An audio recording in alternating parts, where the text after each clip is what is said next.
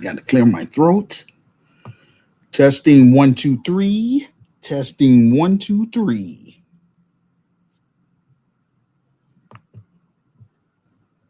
Welcome to Help Stop the Genocide in American Ghettos podcast. I'm your host, Emmanuel Barbie. I'm the founder, president, and CEO of GRCAI, the Grassroots Community Activist Movement. I created this platform to discuss cultural issues, political issues, and social issues using an Afrocentric perspective. I interview activists, authors, entrepreneurs, and musicians.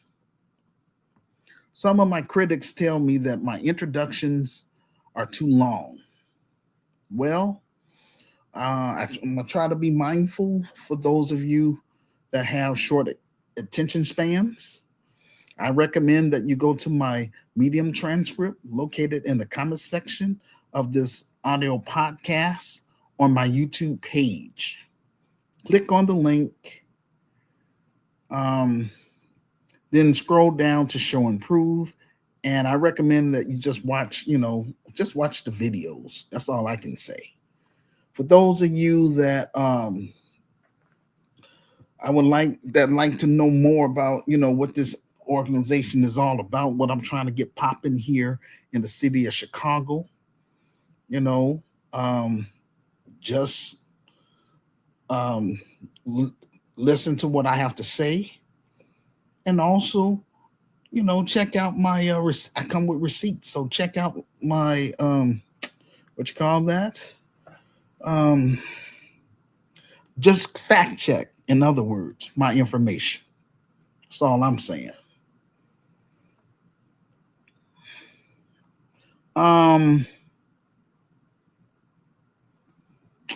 So if you are new to this audio podcast, or if you haven't subscribed to our YouTube channel as of yet, please do so now. Be sure to tap that notification bell for alerts when we upload a new video. Please let us know in the comment section below this audio podcast where you're listening to us from. Also, let us know what's happening in your country, in your state, and or in your city. Make arrangements with me and come on this platform so we can discuss it in real time. Now, let's say, for example, those of you that might not be on my Facebook friends list, my Instagram friends list, my LinkedIn friends list, TikTok friends list, or X friends list, no worries. I recommend that you would go down to the comment section below this audio podcast. Scroll down to where it says, I'm trying to think, it's going to say something about revised links. So you click on there, and then you either can send me a friend request on my Facebook page, my TikTok page, my LinkedIn page, or my X page. So that's what I would recommend if you're not friends with me already. And also include your email address so that way I can email you everything I do. And, you could decide if you want to be part of my Christian organization or not. I would like for us to grow this platform to 500,000 strong, and also for us to get this film project fully funded and made so that way we can use the proceeds from the film to purchase property in Chicago, Illinois, within the low-income Black community, as well as within the Black middle-class community. Because I want this business to become an economic base within both communities. Eventually, in God's timing, we will be hosting African tours, Caribbean tours, and South American tours. So that way we can move beyond cyberspace and make our presence known in the cities and countries around the globe.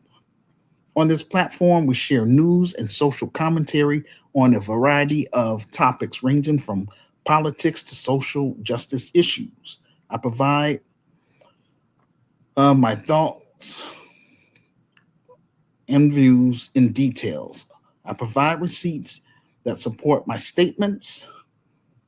I noticed that some of the biggest YouTubers use some of my talking points. Hey, it is what it is. It's all right. And I give authentic commentary that speaks to my passion for shining a light on truth and exposing lies and liars alike. I have zero tolerance for foolishness and disrespect. On this platform, we are more than just a pop-up ad. Just bear with me. Came up. Um, so we are. Let me just start over. On this platform, we are more than just talk. We will put boots on the ground and do what we can to help improve the social conditions of our people who want more out of life and who also want to become GRCAI members. I'm not here for entertainment. I'm here to recruit brave and smart Black people um, beyond Chicago and African people across the United States of America to work with me directly in building and running GRCAI of Chicago, which stands for the Grassroots Community Activists Institute of Chicago. I'm giving notice to everyone on my Facebook page, my Instagram page, my TikTok page, my LinkedIn page, and my X page. If you do not care about solving Black issues or solving African issues, then please delete me off your friends list and go on about your business. And that's real. Uh, you're just wasting space, taking up space. That's all. I want people that's listening to what I'm saying to interact with me, and let's get this stuff popping. Disclaimer: the content on this platform is for educational and informational purposes only, and it's based on public available reports and verified media sources. We fully comply with YouTube's community guidelines. We do not promote violence, hate, or misinformation in any form. This audio podcast is available in two forms: audio and also as a written text, in order for us to reach our audience. Help Stop the Genocide in American Ghettos podcast is our Black media component. I would like to encourage my listeners to subscribe to my Medium page. That's where that's where I post um, all of my presentations. I provide my Medium transcript in the comment section below this audio podcast. If you are a Black artist, African artist, such as an author, comedian, poet, musician, or entrepreneur, then make arrangements with me to come on this platform so you can promote your books, your business, your music, your jokes. And if you have a small ministry, then you're more than welcome to share a 30-minute sermon with my listeners from the global community. After the show, I offer incentives to my guest speakers by teaching them how to create their own podcast, YouTube channel, and get it monetized, as well as assist them with creating a free Wix website. If you do not know how to use StreamYard or Zoom, no problem. Then make arrangements with me and I will teach you how to use both of them. Then you can come on the show.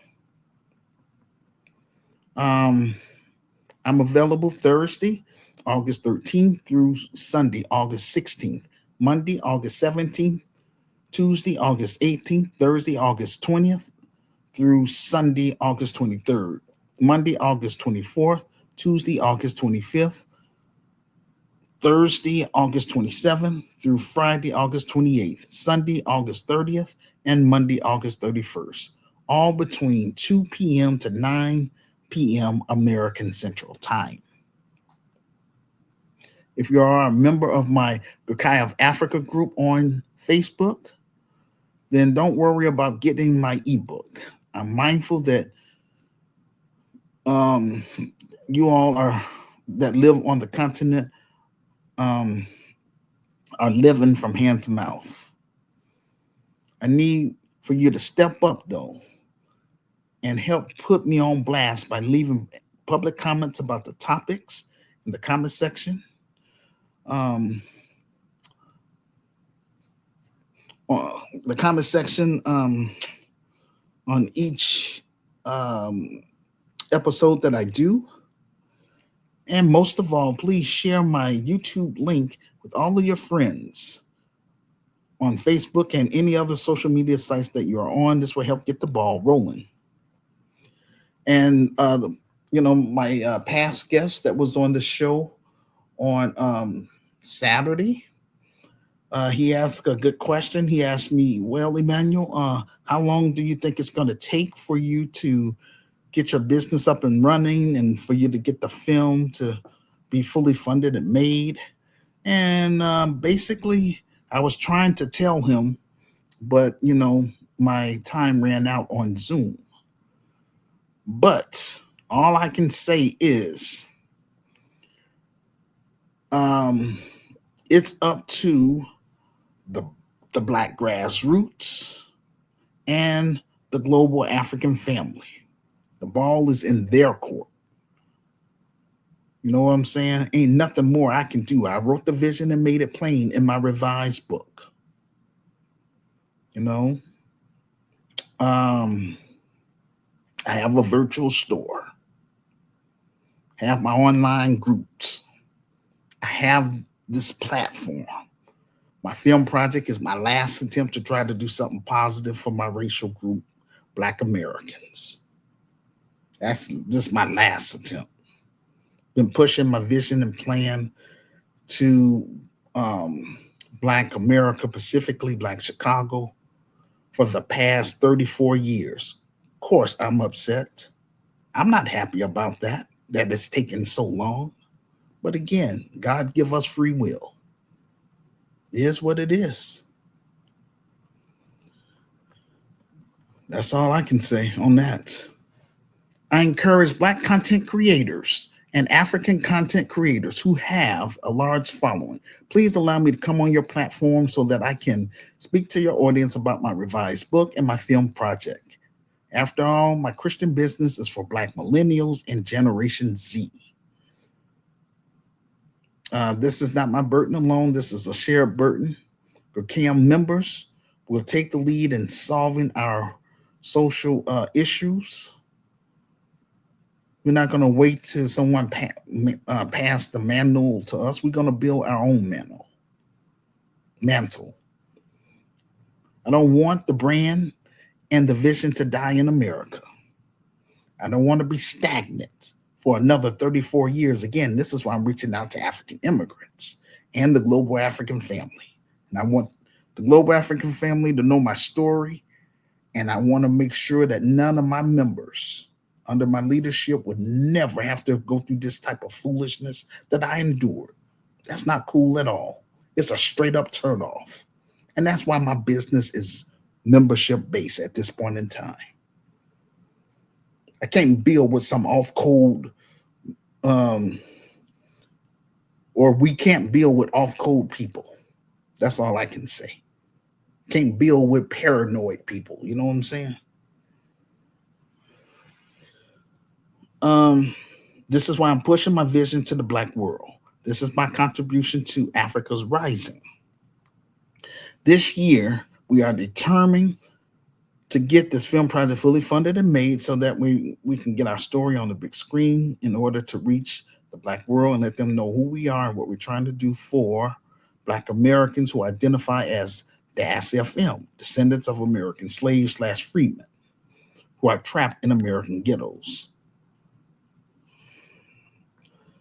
Upcoming events. Saturday, please mark your calendars, ladies and gentlemen. For Saturday, August 29th, we're hosting our monthly virtual town hall.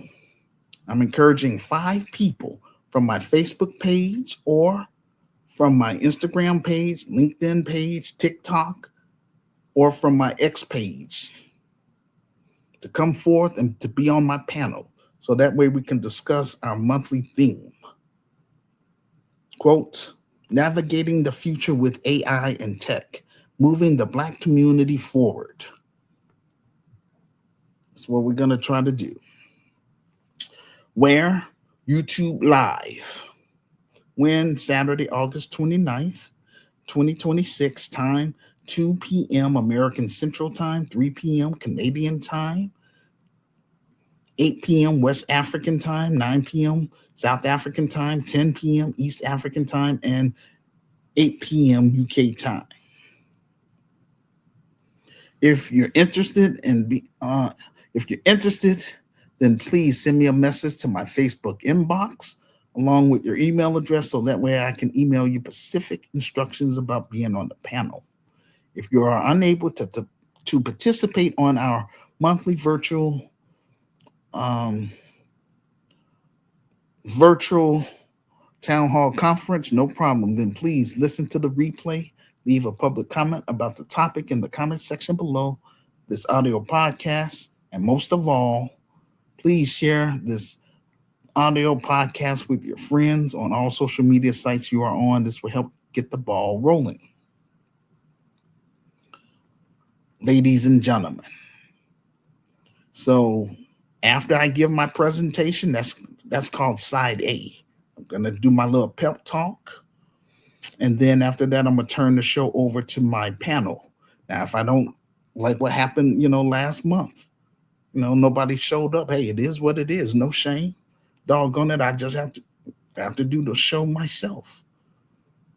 I have to hold it down. But what I'm gonna do is I'll wait around for about 5 to 15 minutes even, and um if people want to ask me direct questions, then hey, I'm all for it. That's the whole purpose of me holding these um virtual um town halls. So I want to give everybody an opportunity to speak with me, to answer any questions you may have. But all I ask you to do is just get on camera and speak. It's fine that you want to just leave comments, in the comment section. That's fine and dandy. But don't be afraid. Get on camera and, speak. Let people know who you are. That's all I'm saying.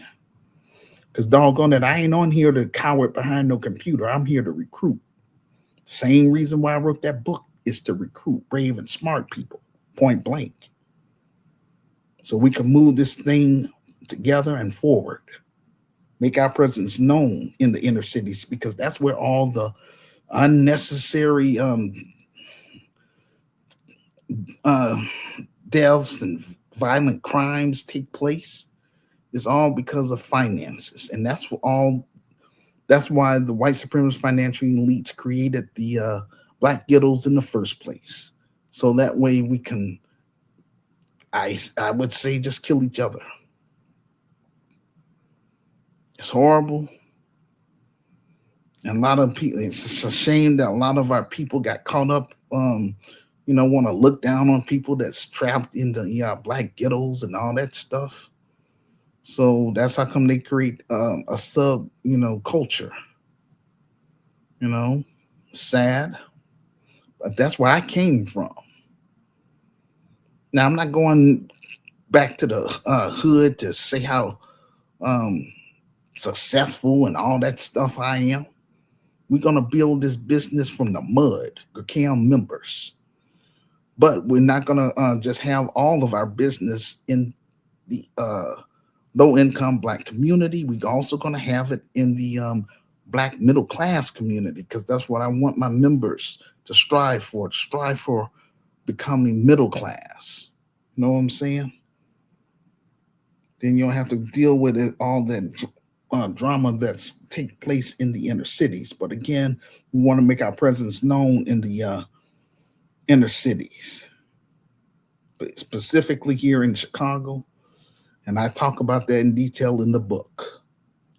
ladies and gentlemen. Title of this presentation: How Africa Survived Colonization and GRCAI of Chicago Will Unite Black America and Africa.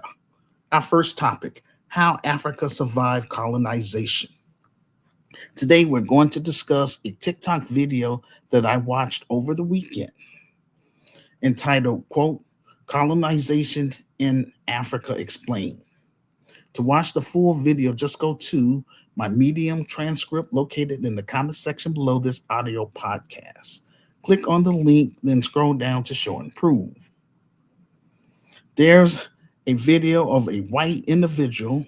I don't know if he's an American or if he's, European, but that's why I just say a white individual who shared his thoughts about colonization in Africa and how it was different from colonization in other places. I am going to play that video, but I just want you all to just bear with me because I prefer to just try to read my speech, then, go through it that way. But basically, what he was saying is how Africa emerged from colonization and survived, while in other places, other groups of people got wiped out. African people today should be thanking God for our ancestors surviving the evil plans of our historical enemy, the white supremacist financial elites, because these are the people that started all our doggone problems. Those people right there. Good Lord.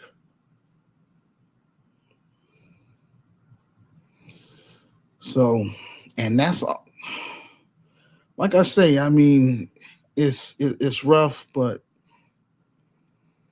um, I all I can do at this point in time is just my best, doing the best that I can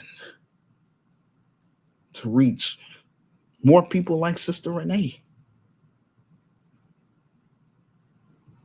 I mean, grateful for her. That's the only person that's actually working with me directly and getting this thing. She worked with me behind the scenes. But yeah, this is a very difficult task because this is a Nehemiah assignment. This is bigger than myself. That's how come I'm so dedicated to trying to get the thing up and running.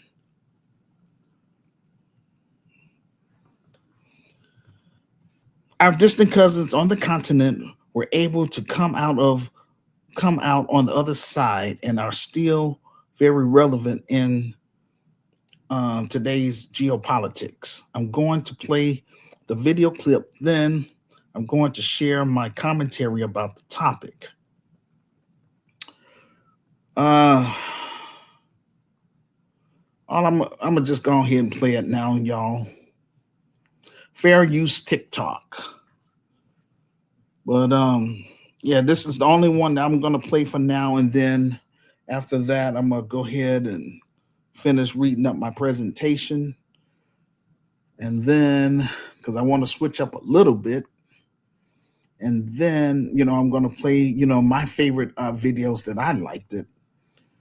And again, bottom line, I'm just trying to connect with brave and smart people that's going to work with me and Sister Renee here in America. We got to get it popping here in Chicago for credibility so that way I can bring it to the African continent. All right, y'all. Check this man out. Oh, brother. Hold on. I'm having a little issues, little technical issues, but we're going to get there. Just bear with me.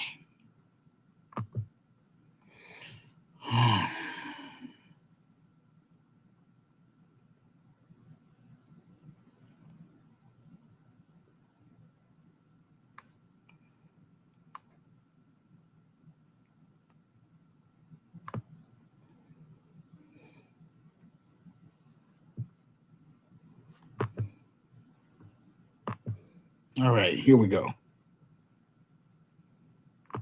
Colonization so different in Africa than it was in the Americas? Even why did Africa end up so different, even though it was colonized by largely the same people? Well, the first thing is that we need to remember that Africa was colonized at a completely different time.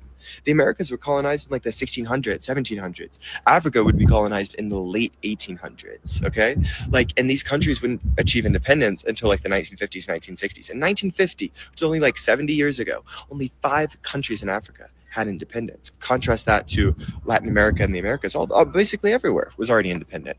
And why was Africa colonized later? It's for a variety of reasons. Like, one, the empires in Africa that existed in the 1700s, 1600s were closer in power to the European powers than the empires that existed in the Americas. Okay, so the European countries decided to negotiate with these African empires, and they largely did so for slavery, so that they could send those people to the Americas. And so they had like some leases for trading ports, and like they stayed close to the ocean, and that's for another reason that I'll explain in a minute. But they had agreements for that, and so they really treated them more as equals, until they would like take people to be enslaved. But the reason they also didn't colonize was because they literally couldn't. Europeans could not go into Africa. They would die. And because of disease. And it's different than what was going on in the Americas. It's like the polar opposite. When we think about the diseases from the old world going into the Americas, we think about how it ravaged the indigenous populations. But Africa was already familiar with these old world diseases because of Islamic immigration and the caliphates and those empires, because of Europeans being closer than they were to the Americas, but Europeans could not go into the inland of Africa without dying, specifically because of malaria. Until this prophylactic treatment, quinine, was developed, they literally couldn't. And once that was developed, that kind of changed the game. Other things that changed the game were the steamboat. There were rapids, and it was really hard to get through these African rivers to get inland. And eventually, Europeans would progress with gun technology faster than they would in Africa. And that created this asymmetry of power that the Europeans would later exploit. But this wouldn't really happen until the scramble for Africa. All of these European powers would converge together in this meeting in Berlin in like the 1880s, and they would carve up Africa. That's why you see all these straight lines in Africa that are entirely arbitrary, crossing like ethnic boundaries, crossing, historic boundaries of religion, of tribes, of everything. And that's why so many different countries in Africa are like a melting pot of different ethnicities. A lot of times that's resulted in severe conflict in this country, because it's a lot different than what happened in the Americas as well. Like, the Americas saw all of these European people kind of immigrate and then mix with the indigenous populations and create this like Creole mestizo class that would become educated, be allowed to get educated.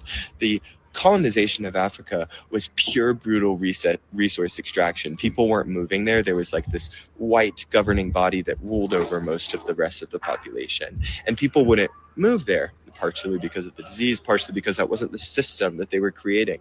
And so whenever the European powers left, they had refused, basically, in almost all instances. The British kind of educated people. This isn't to say any colonization is good. It's all bad, just some is worse. And so, like, the Belgians refused to allow any people to be educated in the Congo. And so when they packed up and left and burnt everything to the ground as they were leaving, there was no one educated, because they had refused for generations to educate anyone. There were no Congolese doctors or lawyers or administrators. The entire armed services, like the officer corps, were Belgians, like at the top, because they had never allowed anyone. And so when they left, created all these problems, and the UN had to step in and provide different provide that. But that story is not unique. It happened repeatedly, because for generations there was this racial disparity in education that didn't exist as much in the upon independence in the Americas, because there was this educated Creole class, and also because the independence movements in the Americas, think like Washington, Simon Bolivar, like they were descended from Europeans. It was like they had been settled, and then they were like trying to get independence in that way, versus in Africa it was a different type of independence movement. It was like led by people from this area. No like European mixing, no like European frame of mind. It was independence for our identity, which is a much different thing that was going on. And so when we think about, well, like, why are African states in different stages of development than in the Americas? Well, it's partially because of the type of colonization, the recency of said colonization, and the arbitrariness of these lines that were drawn. But the colonization was just so different in the Americas versus Africa. It happened at totally different times. And so, something important to keep in mind in this beautiful place. I'm in rural Zambia, which feels like a great time.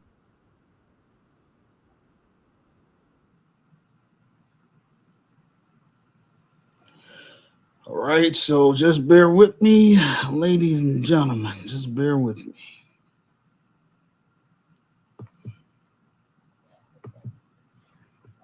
So I can.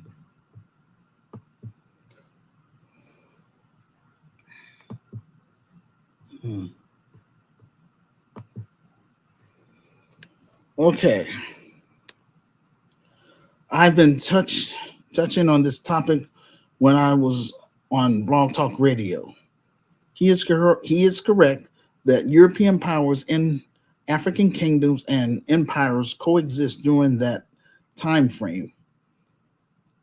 Over time, the Europeans whitewashed Africa's history. They lied and said they just walked into the shores of Africa and everybody just surrendered immediately. That wasn't the case. I comment or I commend this guy for being honest about the true geopolitical context during that time, because when you study the battles and the military conflicts that took place from the early 1500s even until the mid 1800s, there were many battles and military confrontations that took place where the European forces were defeated. They don't want to mention that part. Of course not. We're talking about pure humiliation and destruction. That's a fact. When it came to military power, going toe to toe, the European powers and the African powers during that time were very close in stature. For example, the Portuguese went to South Africa in the early 1500s. Their entire army was eliminated by the local inhabitants. That's I must say, the black South Africans. The British attacked the Ashanti in West Africa. I believe it was 1823. They got destroyed. The Zulus defeated the British in the late 1800s. In 1670, the Portuguese got destroyed in the Congo. In 1535, the Portuguese got destroyed in Guinea. In 1535, a Portuguese military force sent, just bear with me with these names. I don't know, I only know how to speak English, so I don't know some of these foreign languages. But I believe his name is pronounced Doom Lewis, to conquer the Bajago Islands off the coast of modern day Guinea.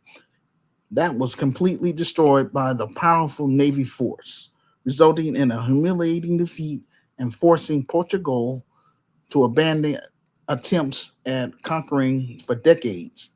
The scramble for Africa didn't take place until the 1880s, up, up into the early 1900s. But from the 1500s to the 1800s, the African forces were fighting off the Europeans. Again, these people, again, we didn't ask these people to come to our continent. They just imposed themselves. That's what makes this stuff very frustrating, because Africans didn't do anything to these people. They just came over there and just want to take somebody's gold and their natural resources. So heck yeah, people gonna fight you. They ain't gonna let you just come in their place and take their stuff. But you have to realize European didn't have anything going on. Look at the so-called Dark Ages in Europe. They only start accumulating wealth when they colonize, Africa and the Caribbeans and uh, South America. So yeah, I would say India too. Yeah, they made money, a lot of money from those people as well. But I'm only really focusing on what's happening to black people and Africans. That's my focus. Um, and of course, it wasn't until the creation of the machine gun, it was no longer about hand to hand combat, getting up close and fighting man to man, toe to toe. Instead, you can stand miles away and just let off rounds with a machine gun, firing um, hundreds of rounds, um, I would say, within minutes. As I mentioned in my revised book, this is how the Europeans conquered Africa. This is when the European forces gained the advantage. But for those hundreds of years before that, the European military suffered multiple humiliating defeats at the hand of the African forces on the continent. Again, I salute this guy for being honest about the situation and not trying to rewrite history as they usually do. Before the machine gun, Europeans were unable to colonize Africa because nature protected our ancestors. They would end up getting sick and die because of diseases. It was different from what they experienced coming to the Americas. The disease from the old world going into the Americas ravaged the indigenous population.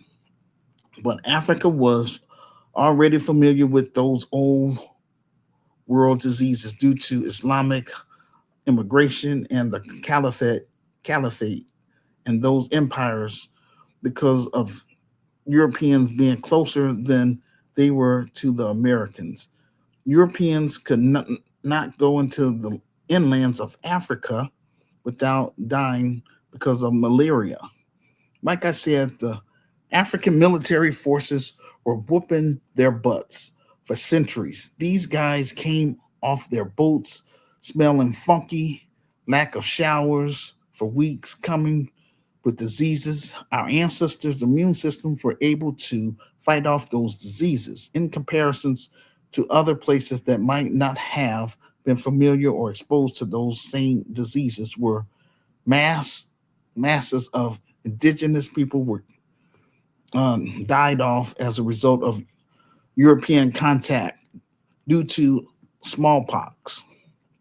And like the guy said, it actually happened in reverse. So when the Europeans got in contact with the natives of the New World, they died off through diseases. In contrast, when Europeans came in contact with Africans, the Europeans themselves were dropping dead from diseases.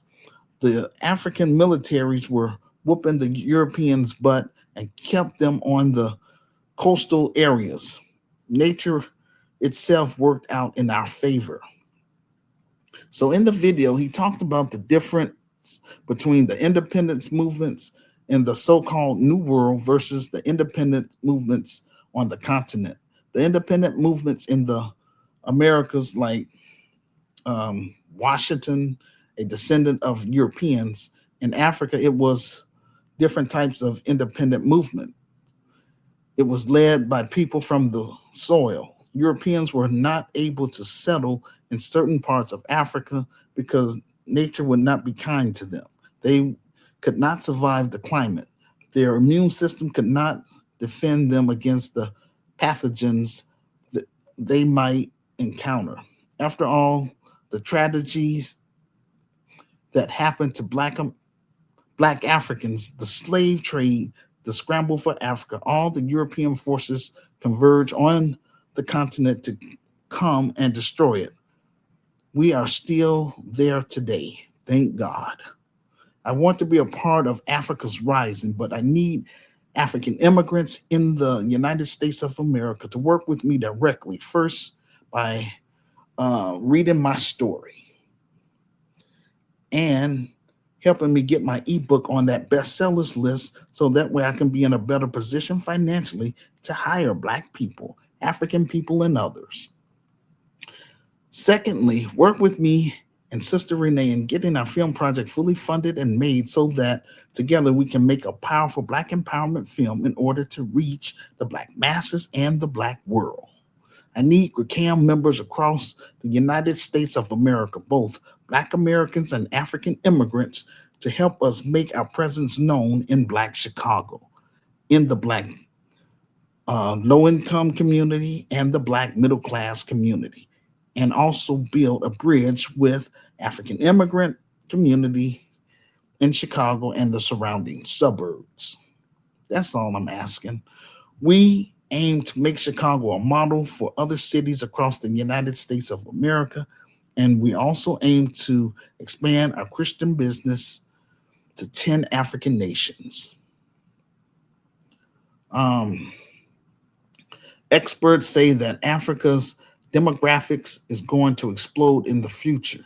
We're going to be some of the most dominant demographics on the planet going into the future. And that's actually remarkable given everything that what we went through, especially in comparison to other groups who were annihilated. On the continent, we will build GRCAI of Africa, and we will demand reparation for colonization from these European nations, point blank. That's ridiculous. We was minding our own doggone business, and they came to our continent messing up everything. If they refuse, no problem. Just don't do business with them.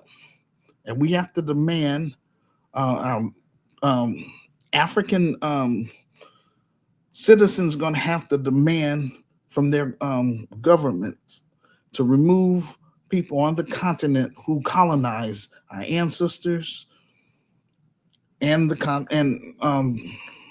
actual country itself.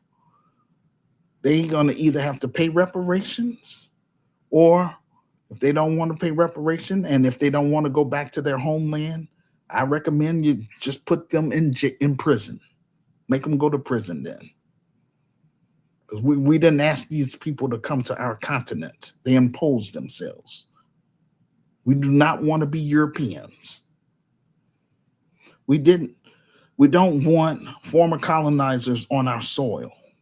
Eventually, GRCAI of Africa will cover the entire Sahara Africa. Our people experienced colonization. My ancestors endured American slavery, and these same people in South Africa has 80% of occupied land, and they control the economy. This should be a wake-up call to all Black Africans. Enough is enough. A majority of African leaders are against what's taking place in West Africa, in Mali, Burkina Faso, and Niger. Those people fought for their independence. They kicked out the Western military, which is France. They told France to just go. We don't want you. That should be an example for the rest of the continent. I'm just saying. The reason why Africa survived colonization and other people did not is because of disease, and nature was on our side. African military resistance, centuries of military victories over the Europeans compared to when the Europeans came to the New World. Christopher Columbus went to Hispaniola, Hispaniola. That's in northern Haiti. The natives got decimated and were subdued very quickly. Whereas in Africa, it was centuries of conflict, centuries of combat, centuries of battles, centuries of military confrontation. And for the majority of that time, the African men were fighting off the Europeans. We didn't we did nothing to these people. They tried to impose themselves on us. We were in Africa minding our own Black business. Then they got a nerve to be racist. This is why I don't want to be around these white supremacist financial elites. Good Lord. They hate us with a passion, but we didn't ask to be around them. They the ones started all this mess. Just saying. The invention of the machine gun gave them the upper hand. The European Union wants to recolonize Africa. If we lose Africa, we lose everything. They laid their claim on the continent during the Berlin Conference when all the European powers sat at a table, created borders, and decided to team up together and devise a plan to take Africa by force. For example, Belgium, France, Germany, Italy, Portugal, Spain, and the United Kingdom, as well as oh my goodness, um, trying to remember where the Boers, what country they came from again? Shucks, those so-called Afrikaners. Yes, the Netherlands. Yeah, that's included as well. I forgot to write that down in my for my speech, but yeah, it's them too as well. And that is when essentially they came together and colonized the continent. But even then, during the scramble for Africa, they took decades of warfare. It wasn't like 1885, the Berlin Conference, and then they took over the continent. The early 1900s, there were still military engagement between African forces and European forces deep until the early 1900s. Europeans did not start establishing trade posts on the coast in the late 1400s. It wasn't until the early 1900s they began to establish their foothold and lay their claims. There's a 500-year of military resistance against European colonization.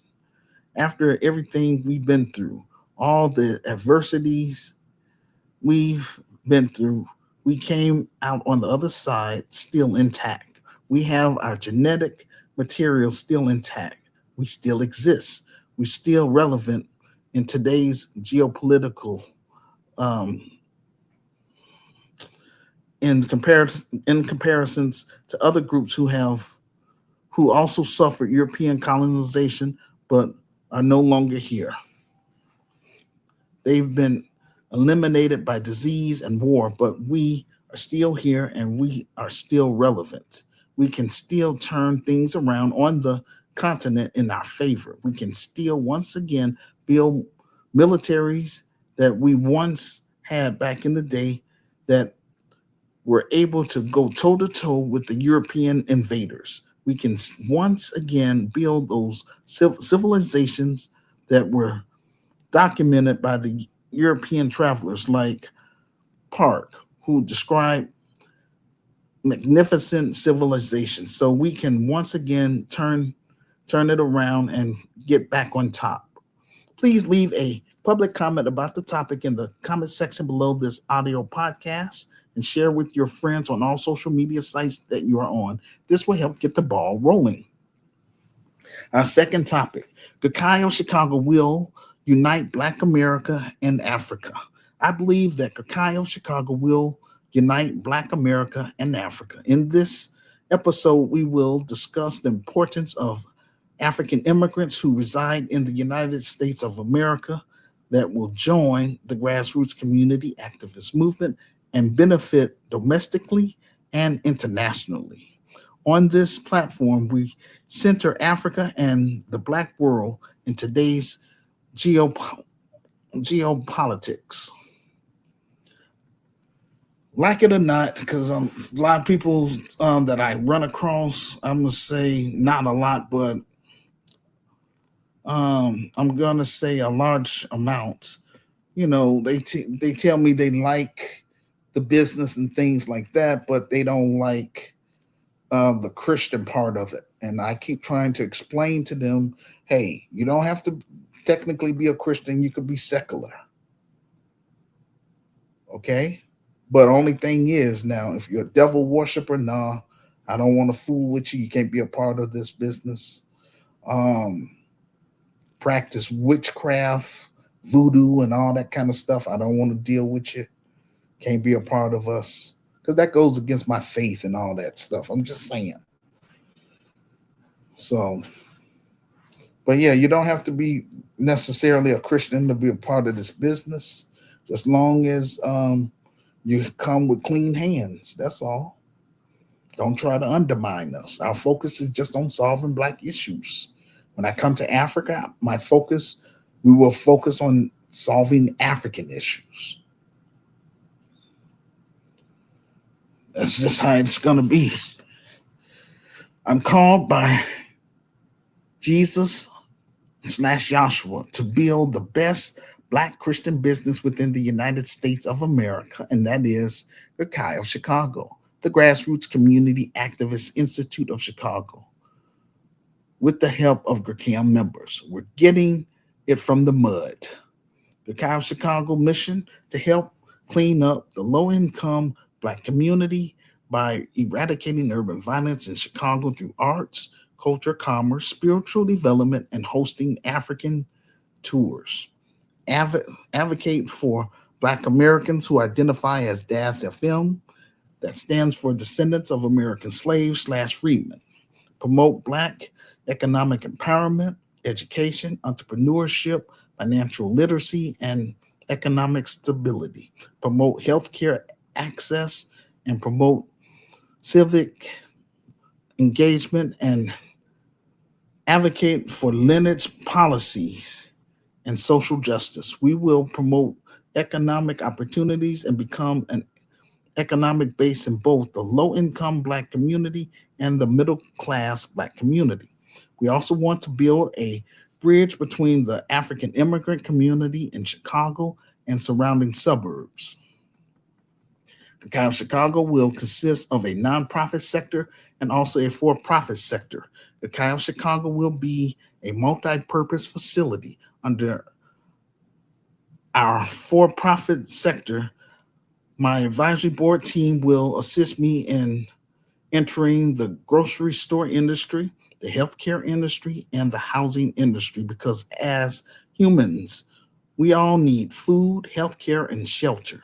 This is how I will make my bread and butter. Unfortunately, Black America has been taking me for a joke, especially Black Chicagoans. Truth be told, I am unable to reach Black Americans because a majority of them have become Americanized, have developed a narcissist attitude, and have been taking on the colonizer's ways. It's a shame. For 34 years, I have been reaching out to Black Americans, specifically Black Chicagoans, in real life and online. Majority of them tell me that they're not interested in my vision and plan to help improve our social conditions in the low income Black community. This is why I created this platform to broadcast my vision and plan through the airwaves across the United States of America and around the globe to reach the global African family. I want to bring my business over to the continent, but I got to get it popping here in America first. That's for credibility. Because when I come to Africa, I don't want to come empty-handed. I want to bring economic tangibles in the form of job creation for GRCAI members. That's all I want to do. Not just be sitting up here running off at the mouth. I'm not running for public office. Not at all. And I do not operate like the next Black man. I have my own style and way of doing things. I'm not going to be like Dr. King that was pressured to, he was pressured to go kind of, what you call that? Um, yeah, humanitarian stuff, want to help everybody. Can't do all that stuff. I want to focus on helping my brothers and sisters who identify as DAS FM that's live in the low income Black community. I want to help them and their immediate family. That's my focus. And also, help my brothers and sisters that's in the middle class community.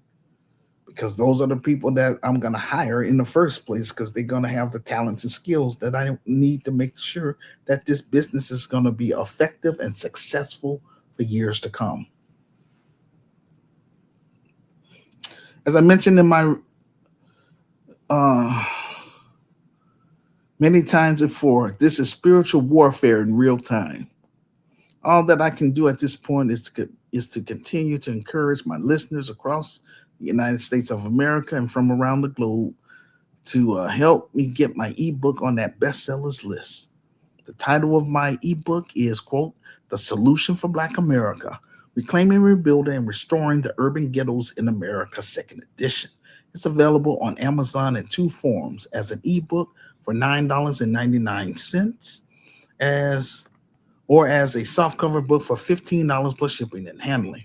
I provide my Amazon author page in the comment section below this audio podcast. This will help put me in a better position financially so that I can hire Black people, African people, and others. If you agree with my vision and plan to help improve the social conditions in the low income Black community, then you will automatically be considered a GRCAI member. I will. I have been paying out of pocket for this business title for 16 years since 2010, and still I don't have an advisory board or a resource team. That's unacceptable, Black America. And this is why my business will be membership based. If you're not a member, no problem. All we're gonna do is pray for people that's not members, um, show them tough love, and just keep it moving. That's how it is. Those who rejected my vision and plan also will not be part of my business. I have no shame reaching out to Black Americans beyond Chicago. Before I cut and run to Africa, I want to get this Christian business up and running in Chicago first. I want my advisory board or resource team to have associate's degree or above. I want Black attorneys, African attorneys, investors, financial planners, marketers, Black entrepreneurs, African entrepreneurs, social entrepreneurs, and philanthropists. As it pertains to our film project, I'm looking for a legitimate Black filmmaker or a legitimate African filmmaker. Film directors, producers, actors, stage managers, professional fundraisers, technical directors, and marketers to, to read my story first. And if you agree with my vision and plan, then reach out to me. But I want you to be on standby because I'm not making any moves. Not gonna pay any pie. Sorry, tongue twisted. I'm not gonna pay anyone yet until we are able to raise that $250,000. Then I will review everyone's credentials. Those who will be a part of our film project will go down in history with me and Sister Renee.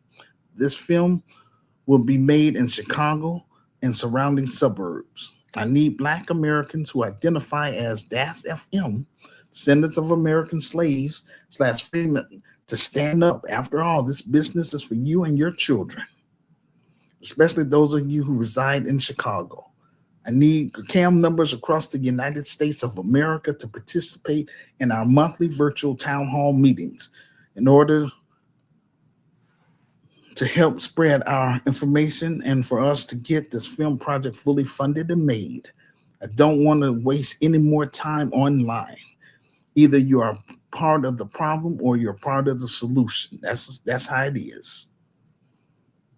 GRCAI members, both DAS FM and African immigrants from 10 African nations, which are as follows: South Africa, Kenya, Ethiopia, Tanzania, Uganda, Angola, Liberia, Ivory Coast, Ghana, and Nigeria.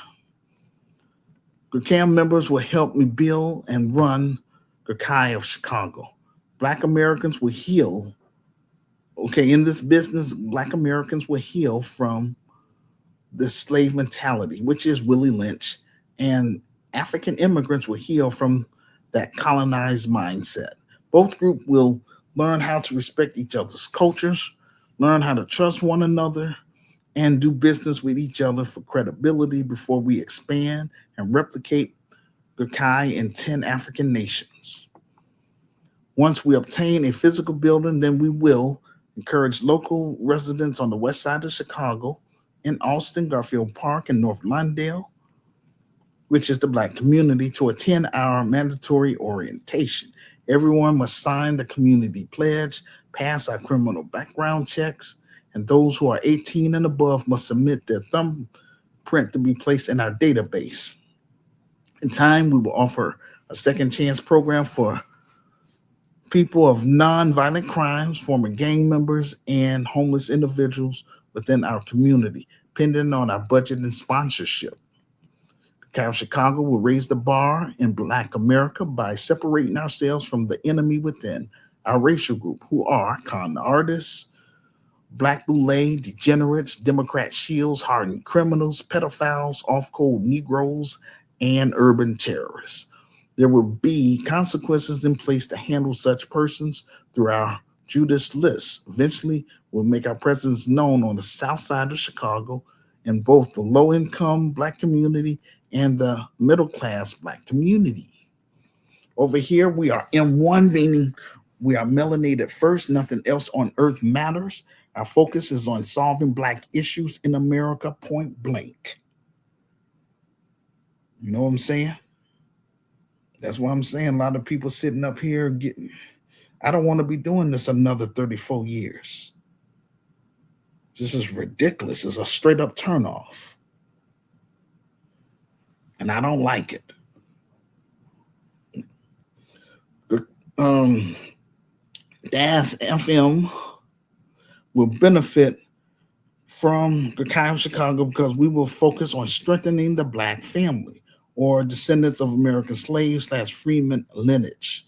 We will offer utility bill assistance to our members based on our budget and sponsorship. In addition, we will offer food pantry to assist our members once a month with free grocery and clothing. The Cow of Chicago is nonpartisan. We do not endorse political candidates, parties, or contribute to campaigns. Instead, the Cow of Chicago will advocate on issues affecting Black people by working with elected officials across the political spectrum.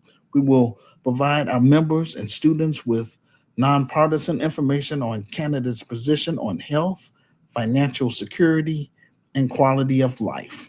Our priority is to strengthen the Black family and the Black community, as well as become an advocate for DAS FM in healthcare, stability, financial stability, and personal fulfillment. Some of my critics ask me, what are some of the benefits of being a GRCAI member?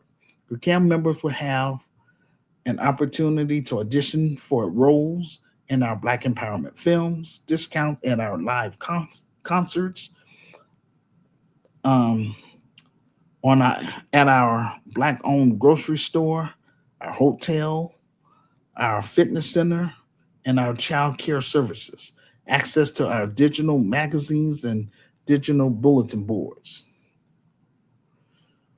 We won't be limited to just filmmaking. We will also create our own music and stage plays. This will bring revenue back into the low income Black community. The Chi of Chicago will offer an associate degree program, vocational training, and financial literacy.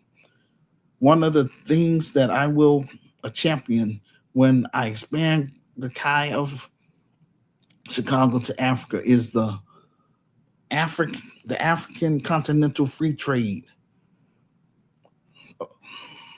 Um, and that's gonna. I want to. The first African nation I'm willing to go to is Kenya. That's if the Kenyan people receive me. That's all I'm saying. I'm not going places that they won't receive me. That's how I feel, doggone it. So we'll see. But we're gonna get it popping here first for credibility. And that's real. That's why it's important for African immigrants to get on board with this. And some people want to call themselves trying to be slick and wait till I start making money and all this stuff to try to come around. That's not going to work. Not at all. I'll show you better than I can tell you. That's all I'm saying. The African continental free trade will allow Africa to export goods to other markets.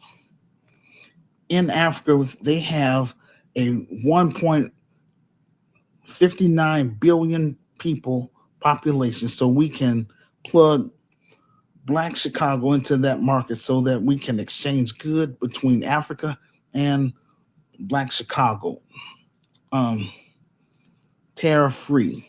The sooner we get GRCAI Chicago up and running in America, then I will come to Africa, starting in Kenya, for bilateral talks with the Kenyan government behind closed doors. We bring the best of Black Americans with me. We will bring our talents and skills to help improve each African nation that will receive me in exchange for dual citizenship and land. We're trying to lay a foundation for something much bigger, a partnership that could benefit both the low income Black community and the middle class Black community, and vice versa. Cross sector investments connecting businesses on both sides of the ocean. My, my meeting with the Kenyan government will consist of talks about trade and tourism cooperation, technical partnerships, and perhaps importantly, the possibility of creating a direct bridge between Black Chicago and Africa's 3.4 trillion continental free trade market. I believe it could become one of the most important Africa Black America partnerships of our generation. And that's how it could serve as a roadmap. For more than 400 years, the Atlantic Ocean connected Africa and the United States of America through one of humanity's greatest tragedies. It carried gold, it carried sugar, it carried unimaginable wealth, but most of all, it carried millions of our ancestors away from Africa. For centuries, that ocean symbolized extraction, separation, and loss. Today, that same ocean connects us through trade, investment, and partnership. If Kenya and Black Chicago succeed, then this may give the rest of Africa and Black America a roadmap for building a future together. This future meeting will help advance partnership in areas such as trade and investment, tourism, health, education, and cultural, while reaffirming our shared determination to translate historical solidarity into economic tangible for our people.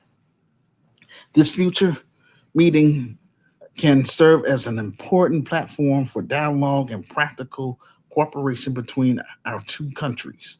This is why it's so important that African immigrants in North America get on board, because we this will help advance our shared agenda and produce important outcomes, including the agreement on cooperation in the field of arts and culture. We we cannot afford to allow small-minded individuals who don't have anything going on to ruin this opportunity. We have through social media. It is a good thing that we are finally making history after 34 years of being online. GRCAI members are reviving the commitment that moving forward is in the best interest of our children and our people globally. GRCAI Chicago and Kenya will focus on trade, investment, tourism, art and culture, technical cooperation, and healthcare, workforce partnership, and business. These are the kinds of agreements that countries sign when they are thinking about long-term national interests. Cacao Chicago will attempt to build an ecosystem with Kenya, an ecosystem where Africa and Black America aren't connected by memory, but alone, but by people moving, business investing, professional corporation, ideas flowing in both directions. That's a very different conversation from the one we've been having for the past 50 years. For decades, when we talk about reconnecting Africa and Black America, the conversation was almost always about the past, our shared history, our shared pain, our shared identity. But history by itself doesn't create jobs, it doesn't create trade, it doesn't build industries, it doesn't transform economies. Cacao Chicago is trying to move the relationship beyond remembrance and into a shared prosperity that both Black America and Africa can benefit from. We're looking at something far more ambitious than just travel and tourism. We're looking at a new Atlantic partnership.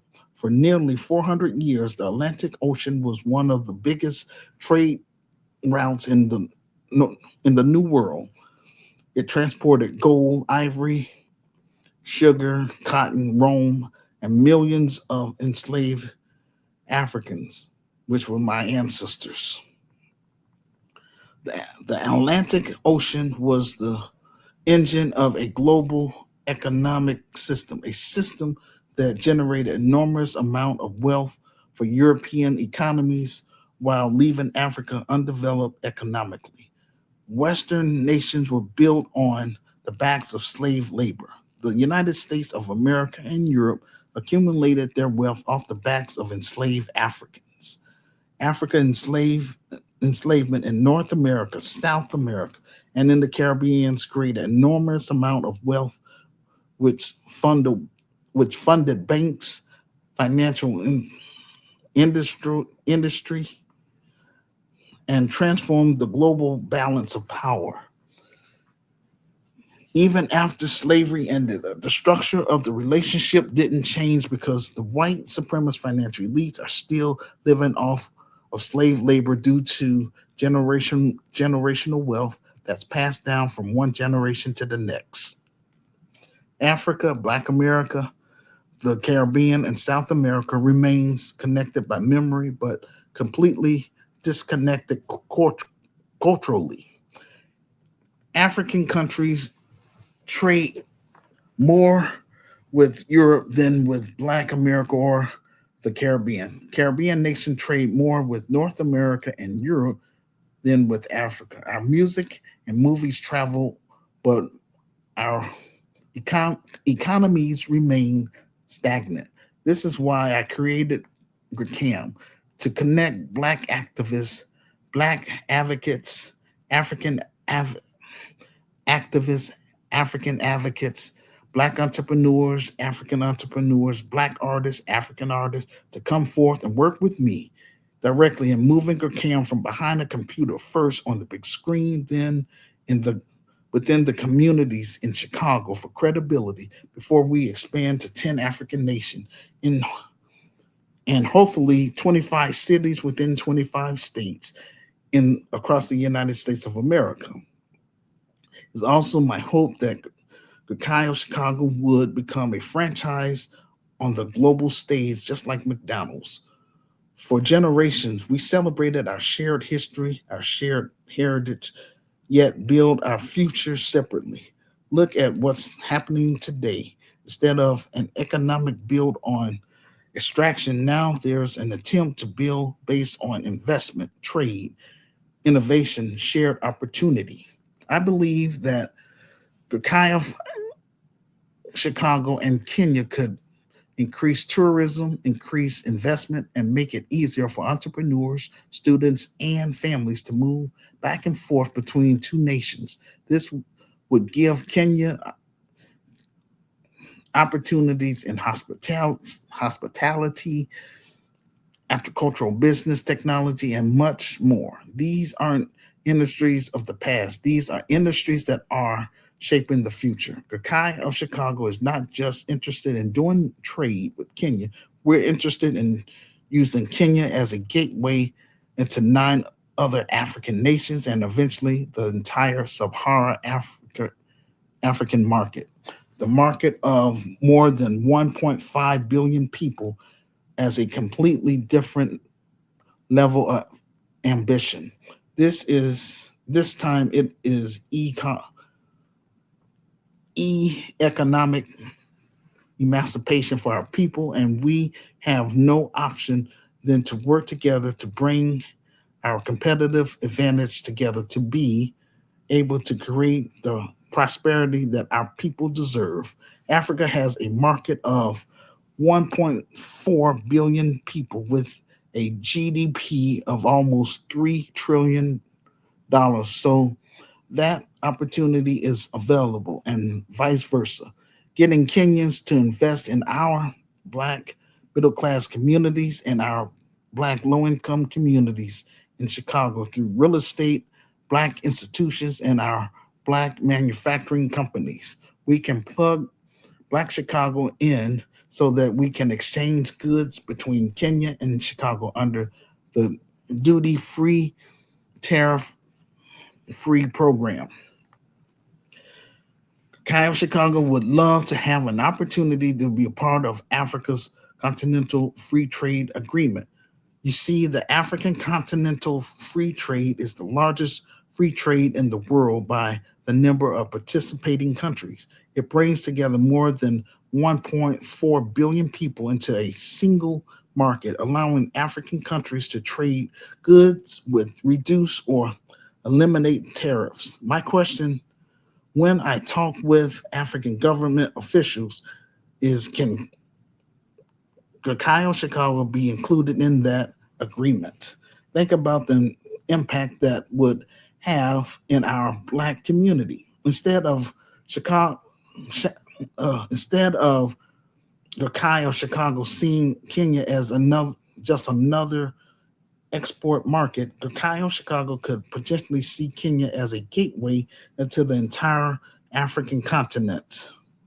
And instead of Kenya viewing GRCAI of Chicago as a distant business partner, they could begin seeing us as a strategic gateway into Black America. That's completely different way of thinking about trade, expanding it, expanding its framework to formally include GRCAI of Chicago would require significant legal, political, and industrial negotiations.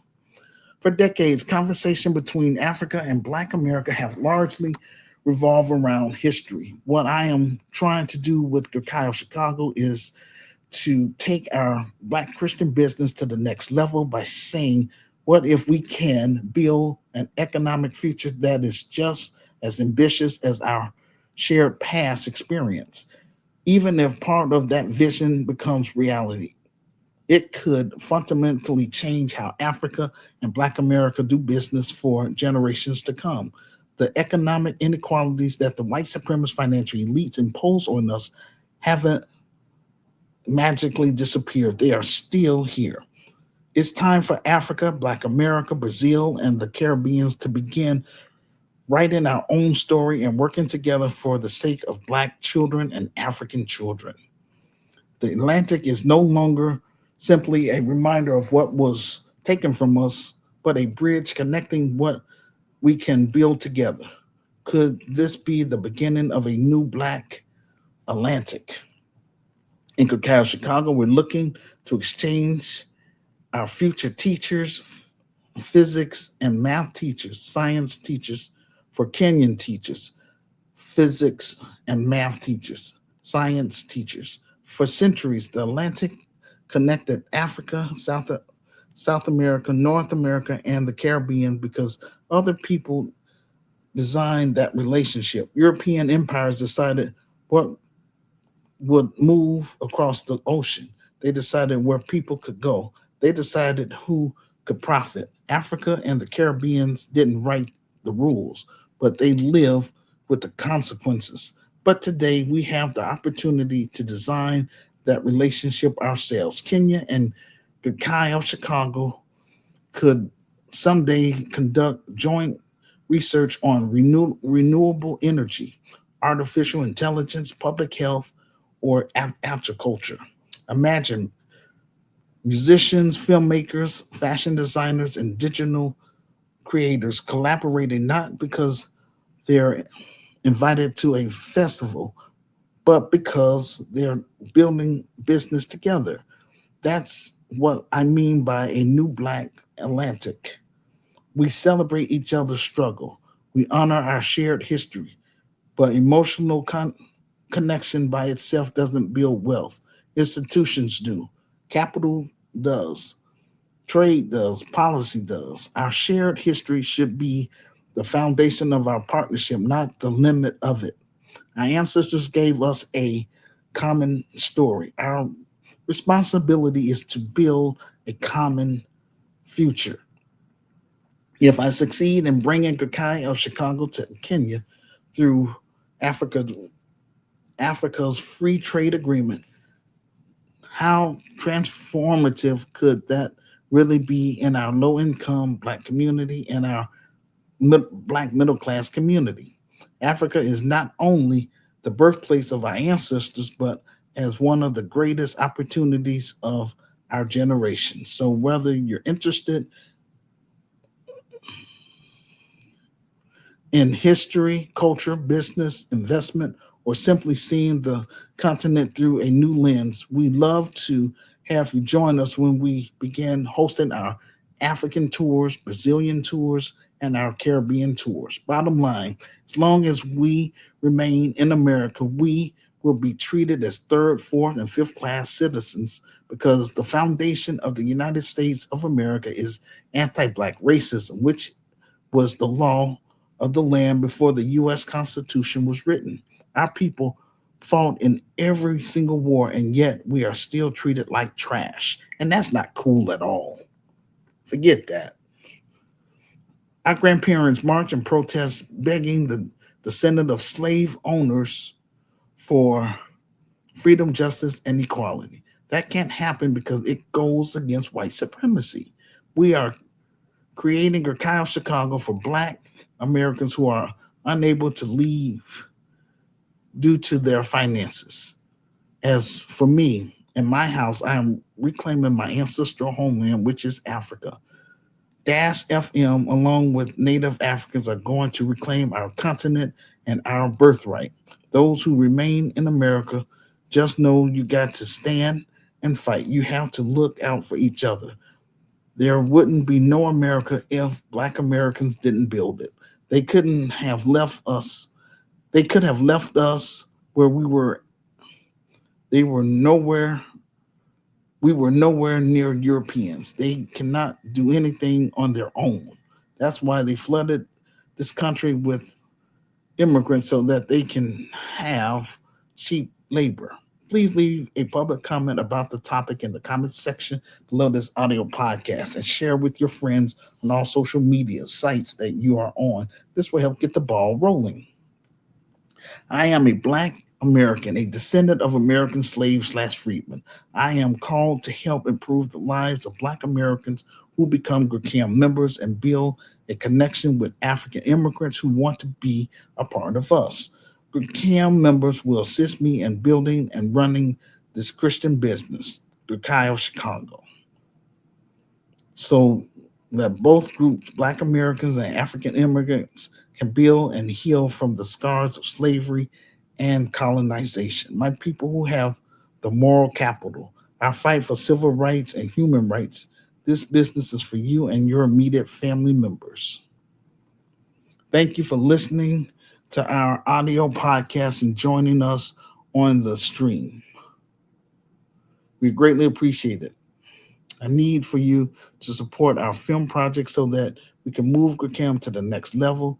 That is the big screen to let the Black world know who we are and who we're trying and what we're trying to do for descendants of American slaves slash freemen who reside, those who reside in the low income Black community. Quote, Hood Liberator made in Chicago, the war against Willie Lynch begins, unquote. You can be a part of this historic docudrama by contributing to our crowdfunding pages, which are our GoFundMe page, our Buy Me a Coffee page, or our PayPal Giving Fund page, which will help fund marketing, promotion, clearance, legal, and general expenses. Thank you for listening to our YouTube live or the replay. If you reside on the African continent, then I recommend that you follow me on my Pod Chaser because it'll eat away your bundles. It's only audio. I provide the link in the comment section below this audio podcast. If you are new to Help Stop the Genocide in American Ghettos podcast, welcome to our safe space where we discuss Black issues and African issues. We do this every week. This will conclude our audio podcast for today. Like, share, and subscribe. See you on the next episode. Now, before I leave, we're gonna finish watching some videos. Those of you that's serious about what I'm saying, just stick around. We appreciate it.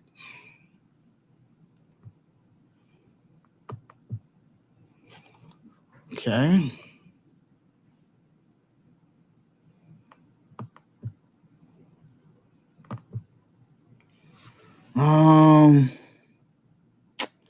Let's see.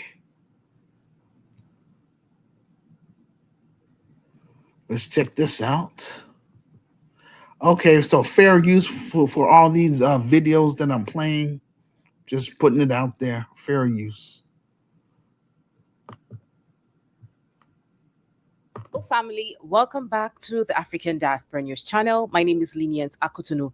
There was an altercation between an employer and his employee, a shocking knockout no one saw coming.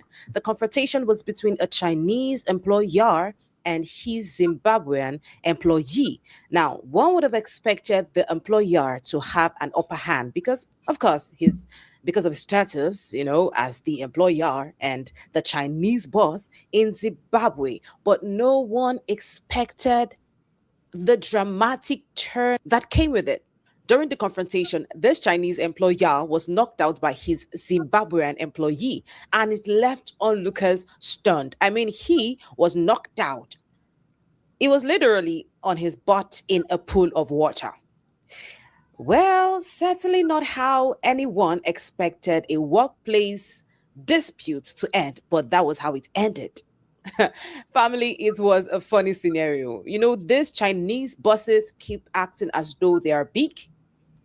And for one thing we've seen over the years is their exploitation, how they exploit Africans, Nigerians, Zimbabweans. So wherever they find themselves, let's not even start naming these African countries right now. Wherever they find themselves, they tend to exploit their workers. And this was the case in this story. This young man wanted to talk to this man. How do I get my salary? How do I get my money? And all of a sudden, the employer, the Chinese boss, started acting all aggressive.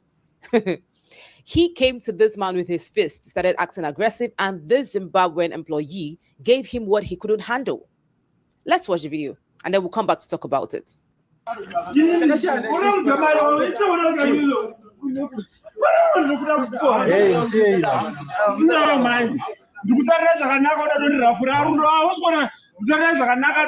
vanhu vateva musapindire panyaya iyi vanhu vateva musadaira komana siyai zvakadaro imi machinda ari kavadha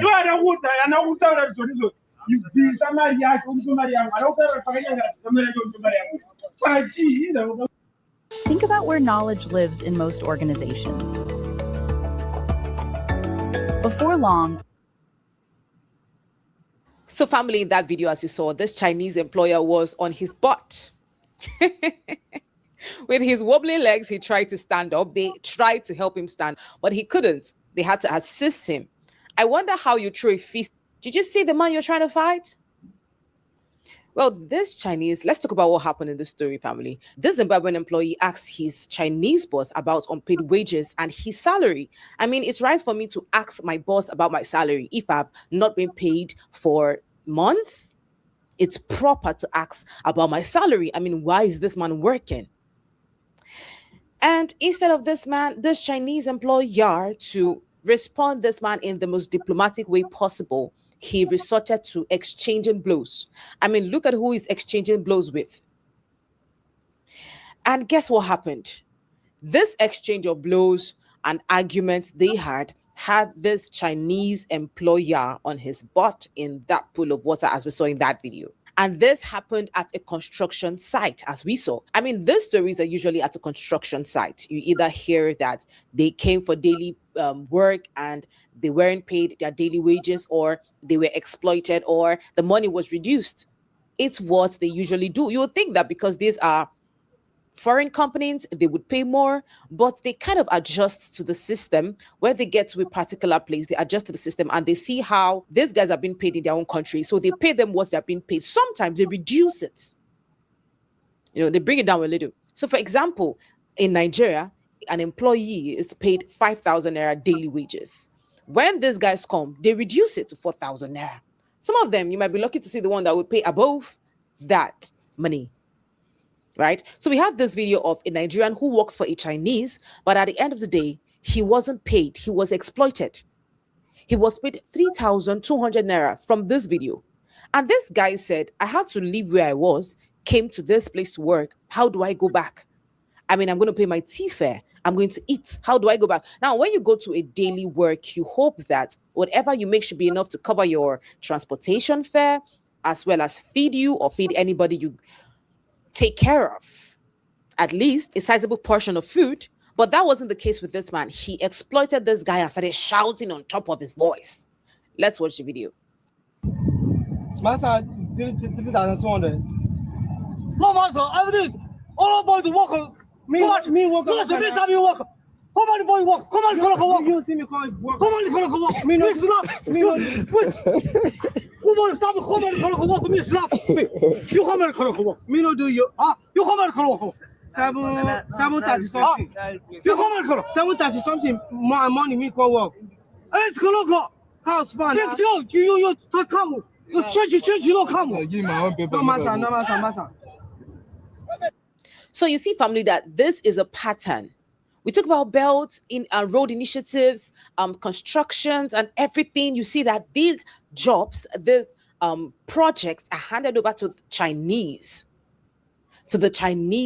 companies, Chinese governments. We wonder if there are no Africans or Black people good enough that our governments can actually partner with, that the African governments can partner with.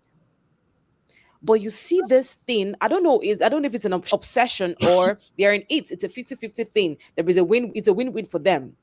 I give this to you and you give this to me, because we wonder how these guys are in Nigeria and some of our African countries mining illegally, doing illegal businesses, yet nothing has been done to stop them.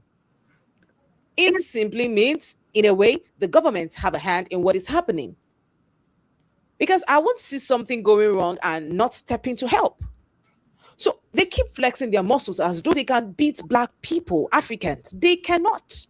Place a Chinese person and a Black person side by side. You discover that a Black person is going to beat this Chinese person hands down. But for some weird reasons, they like picking fights where they cannot handle.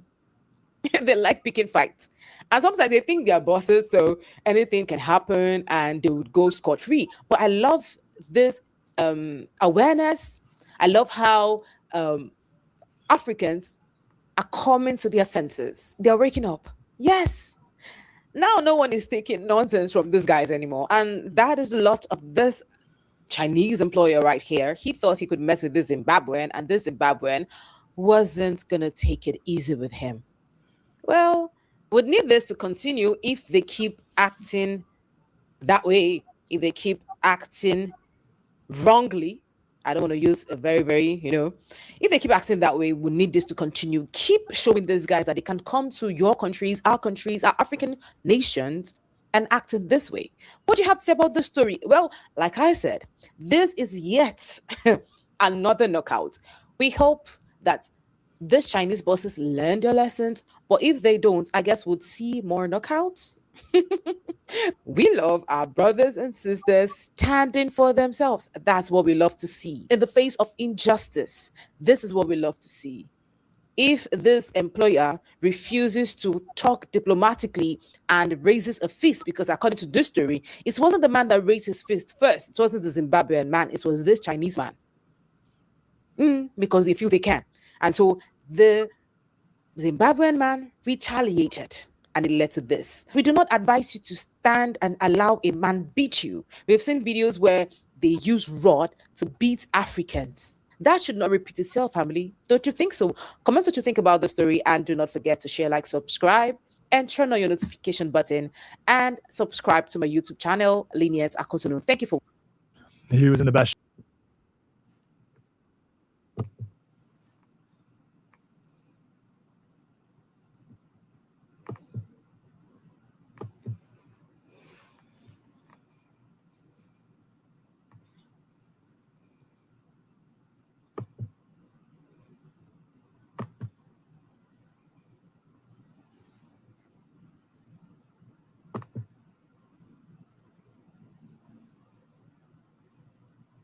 Humanitarian immigration policy, which allowed in June, effectively striking down temporary protected status. That's a humanitarian immigration policy which allowed certain migrant groups to work in the United States. More than 300,000 people from Haiti have just lost that designation. And as our Christian Benavides reports, it could impact nursing care, hotels, restaurants, and more.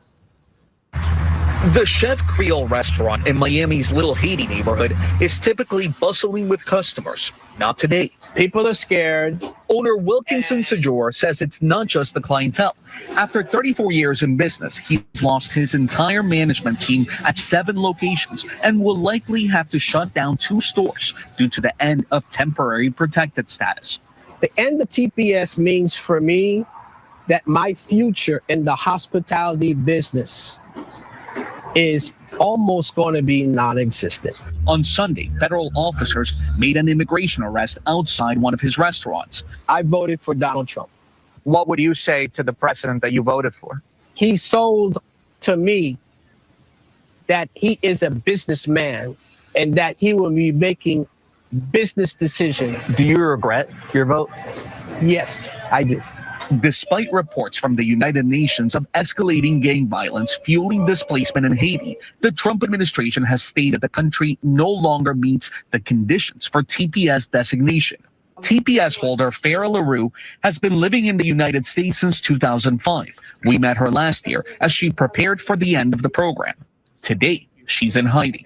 There's people that say, well, temporary protected status is supposed to be temporary. Why are you so focused on temporary and not focusing on protected when the law is about protecting those who cannot go back to their country? LaRue is among the 330,000 Haitian nationals living in the U.S. with TPS. I want the world to know that going back to Haiti is a death sentence. In fact, the State Department has a level 4 travel advisory warning Americans not to travel to Haiti. Haitian Americans that I spoke to said that some have started carrying around their U.S. passports because they're concerned about being targeted by immigration enforcement. Matt? Christian, thank you.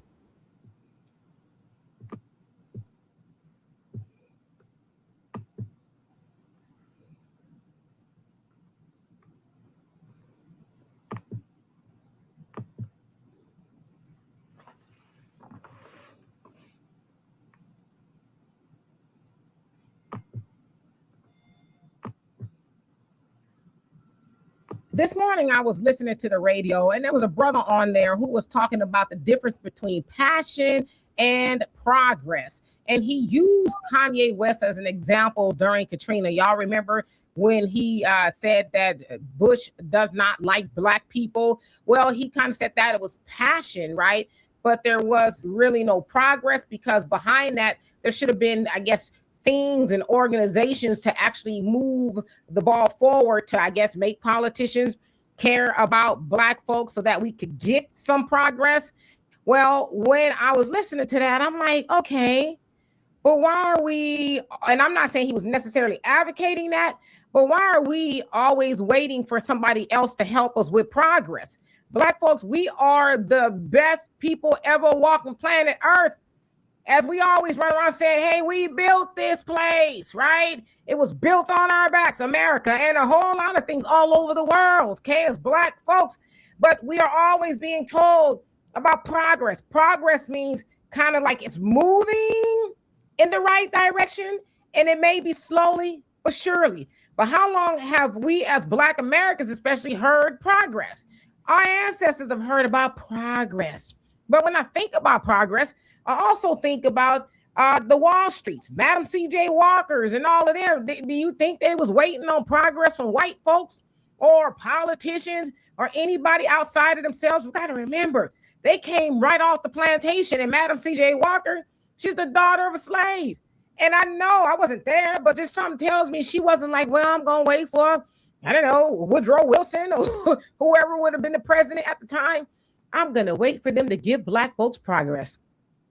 I have this idea, you know, I'm thinking about some hair grease and shampoo and skincare and all these other things for my people, but I'm just going to wait and see what a politician is going to do if we can get some progress. She's like, no, I'm going to progress myself in the kitchen. Okay. And I'm going to put this and that together so that the sisters and the brothers could, you know, be moisturized and all of that. Okay. Now, I know progress usually means, especially in the political realm, oh, we just got to vote the right way. We got to vote long enough. We got to actually get out there and protest, right? Reverend Al Sharpton is having a protest, a march on Washington on August 28th about something, right? He's always having a march or whatever. That's great.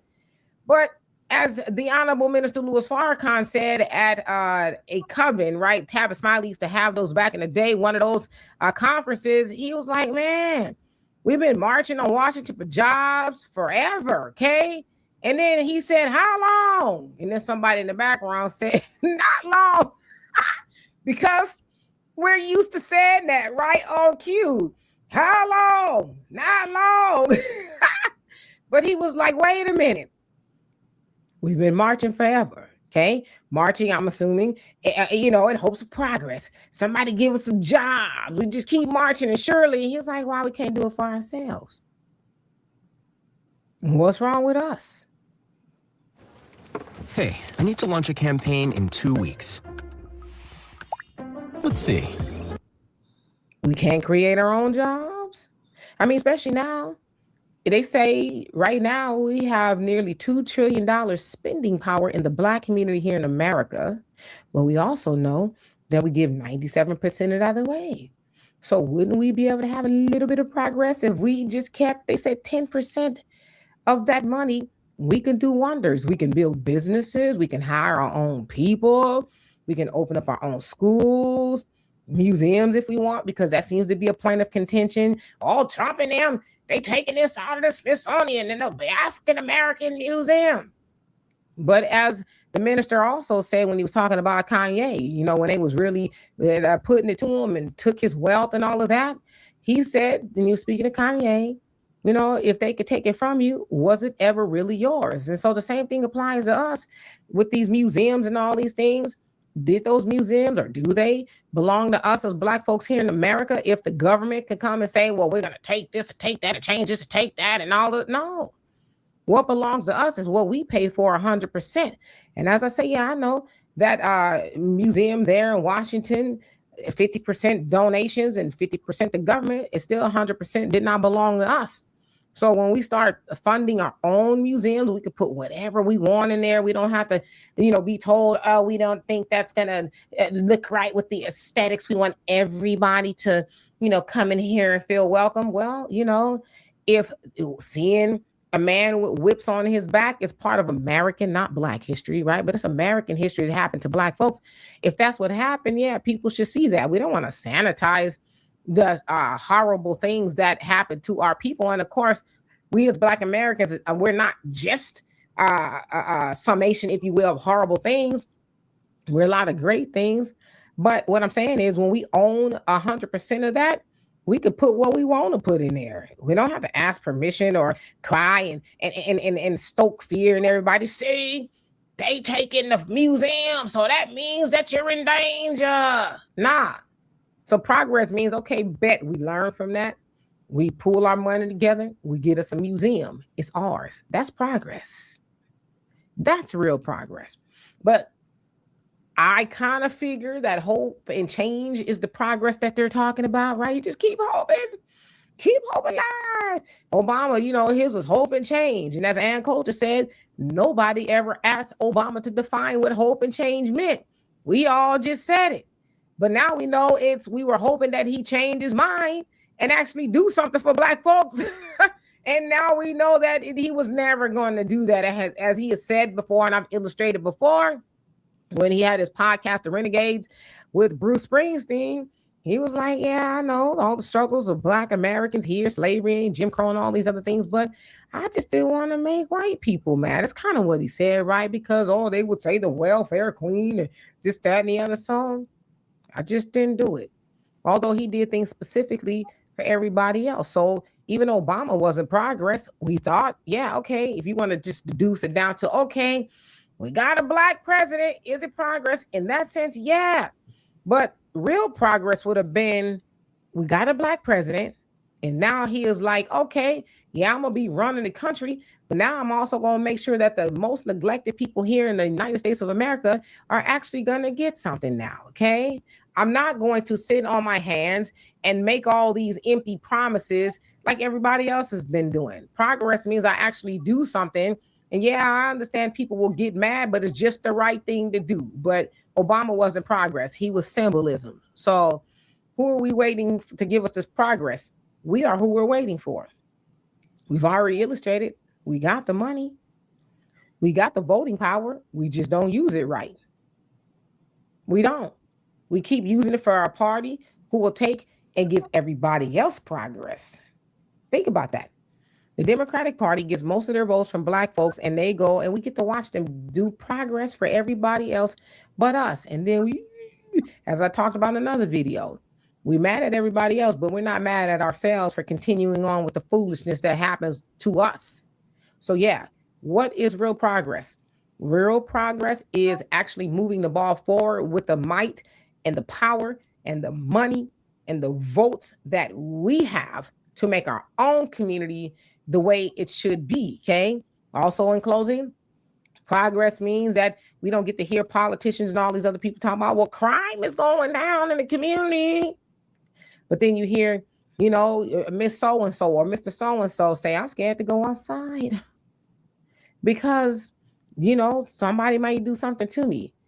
So the politicians, they'll say, well, progress is, the crime rate is going down. Oh, yeah, well, what's the crime rate now?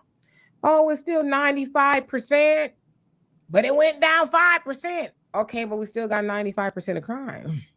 I know that's not the number. I'm just using it for an example.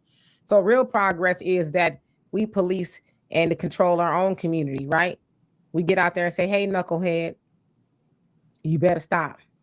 Otherwise, and y'all fill in the blanks, okay? I can't really go into all that on here because I used to tell y'all, and I tell y'all all the time, what my daddy would do. May Allah be pleased with him. So anyway, for more insightful commentary, please subscribe to this channel and my channel, The Demetra K Show, here on YouTube. Peace.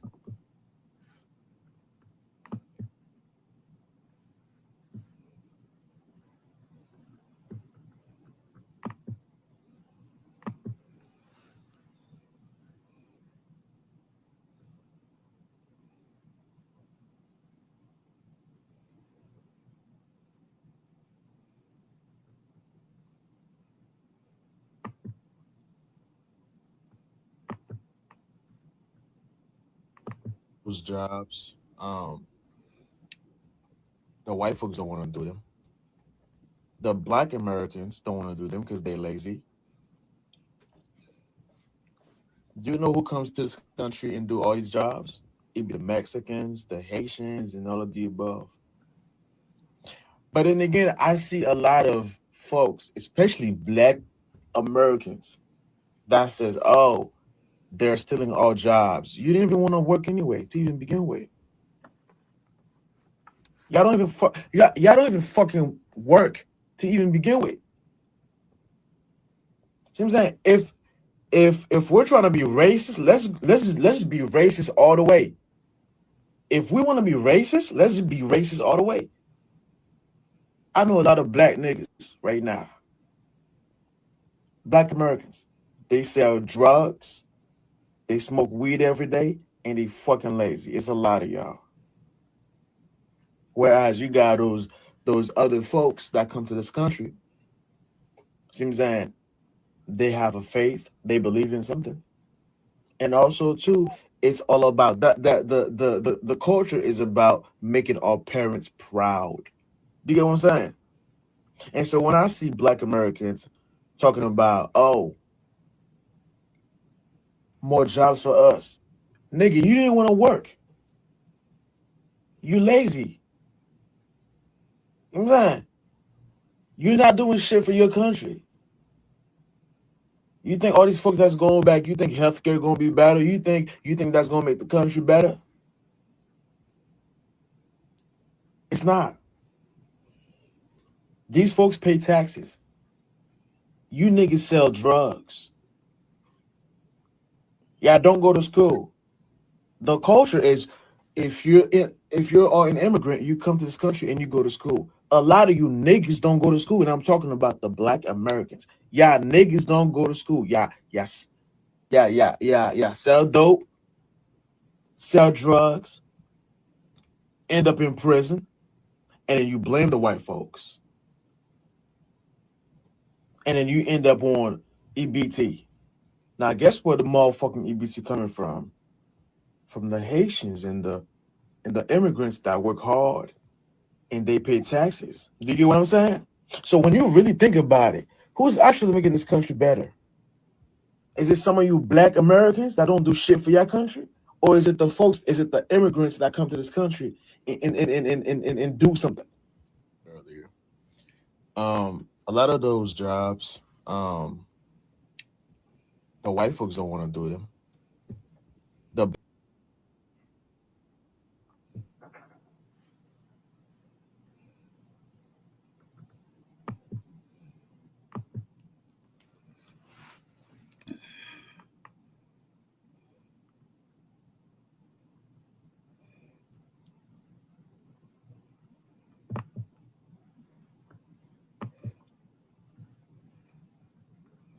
I heard people saying that delineation is like a form of white supremacy, or is a MAGA, I guess, co-op, or if you will. Well, what's your thoughts on delineation and the whole talking narrative about, it being white supremacy adjacent? What's your thoughts? Man, that's a great question, and thank you for that caveat. I think so. I'm gonna disagree with the sisters on this one.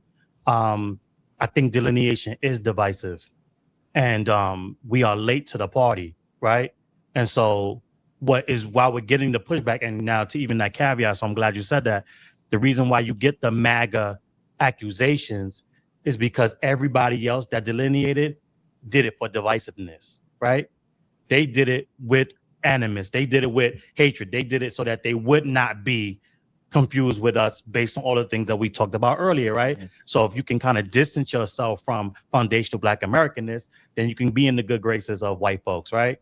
So the reason why we get the accusations is because in their heart of hearts, they know why they delineated, right?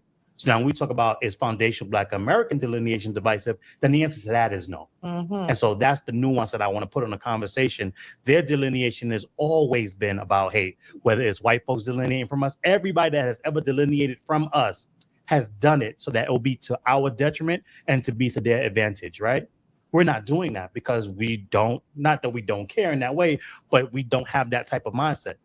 We're delineating, like Sister Keisha said, because it is about survival at this point.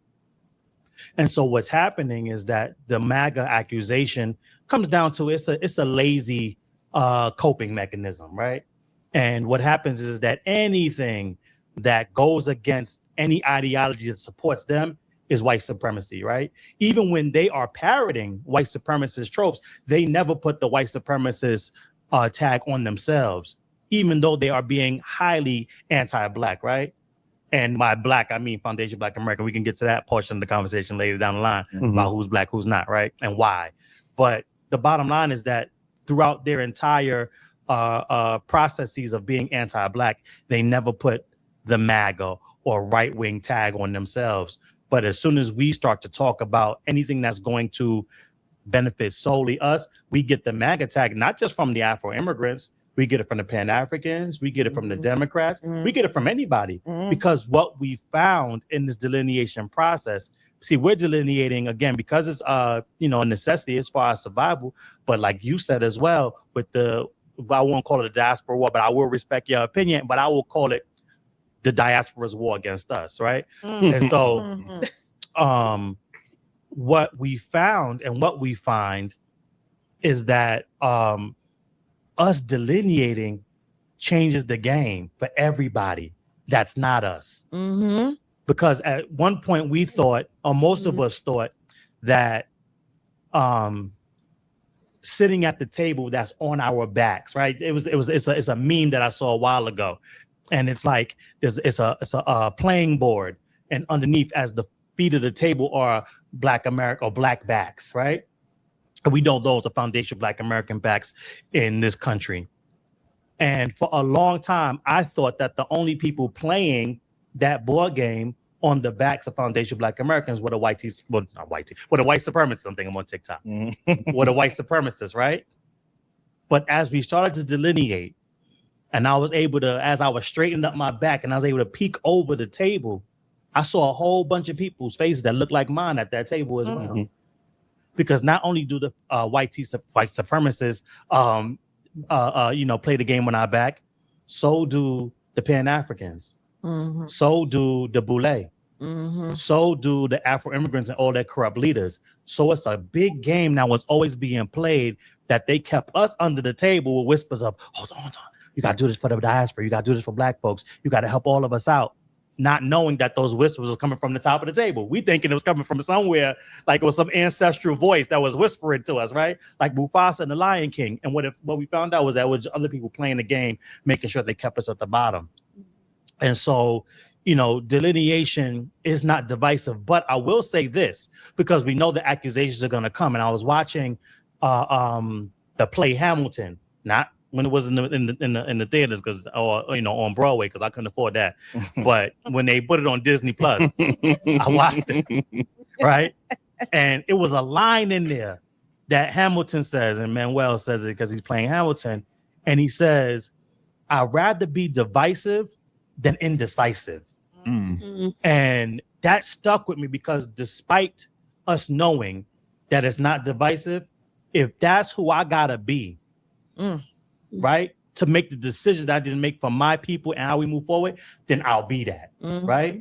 I will be divisive if that's what it takes, because I already know that your delineation was based on divisiveness anyway from the start. And here's what's really powerful about it, and how we know, like I said, it's a coping mechanism, and it's because what we do disrupts the system. And I'll talk about New York, since we're all New Yorkers, and that's where we're at right now. Was the AAPI community divisive when they disaggregated and delineated? Because the state of New York pushed that bill and signed it in 2021, because the Chinese, the Cambodians, the Koreans, the Japanese, the Filipino, the Thai, they wanted representation.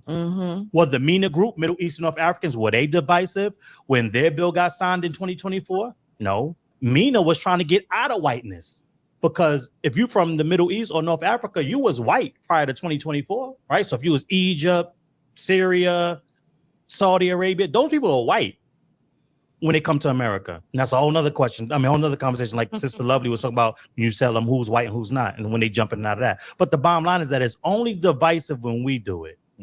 Just the same way we're the only community that gets undermined and our towns get bombed. Why? Because of who we are, because of our unique constitutional relationship with this country. That's right. When we are empowered, it has the potential and the possibilities to upend the entire system, because the system was not built on anti-Blackness. So that is a myth that has been going on for too long, and that's what they come in on. The Afro-immigrants and the Pan-Africans, they prey on that particular notion. I want everybody to know, moving forward from this point forward, that this country was built on anti-foundational Black Americanness. And everybody else that comes in catches the strays, no pun intended, from looking like, acting like, or proximity to foundational Black Americanness. And how do we know that? Because when we were being enslaved, you had Africans coming and going. You had Caribbeans coming and going that weren't enslaved. During Jim Crow, you had Africans and Caribbeans petitioning this government to give them pins, so that when they went around the Jim Crow South, people would know that they were not foundational Black American. Speak on it. But if it was just based on race, then there would be nothing you could do. But it was never based on race. And that kind of segues to the other conversation you have. See, because black in this country always meant our ethnic group. But because we were the only black ethnic group here, you didn't have to make any distinction. Makes sense. Yeah, I get it. After 1965, you get people in that the government is now calling black, and now all of a sudden black becomes a racial category. And so because we are now exposing all of this from top to bottom, now that's why we're gonna get called everything in the book. I don't know what's gonna be next, right? But my position from where I sit is that whatever I have to be, see, it's a Black American proverb, pun intended, that my mother taught me. It's not what they call you, it's what you answer to. So you could call me whatever you want. I'll be all of that. The only thing I'm answering to, though, is Foundation Black American. Now we got to go help people customize and save hundreds.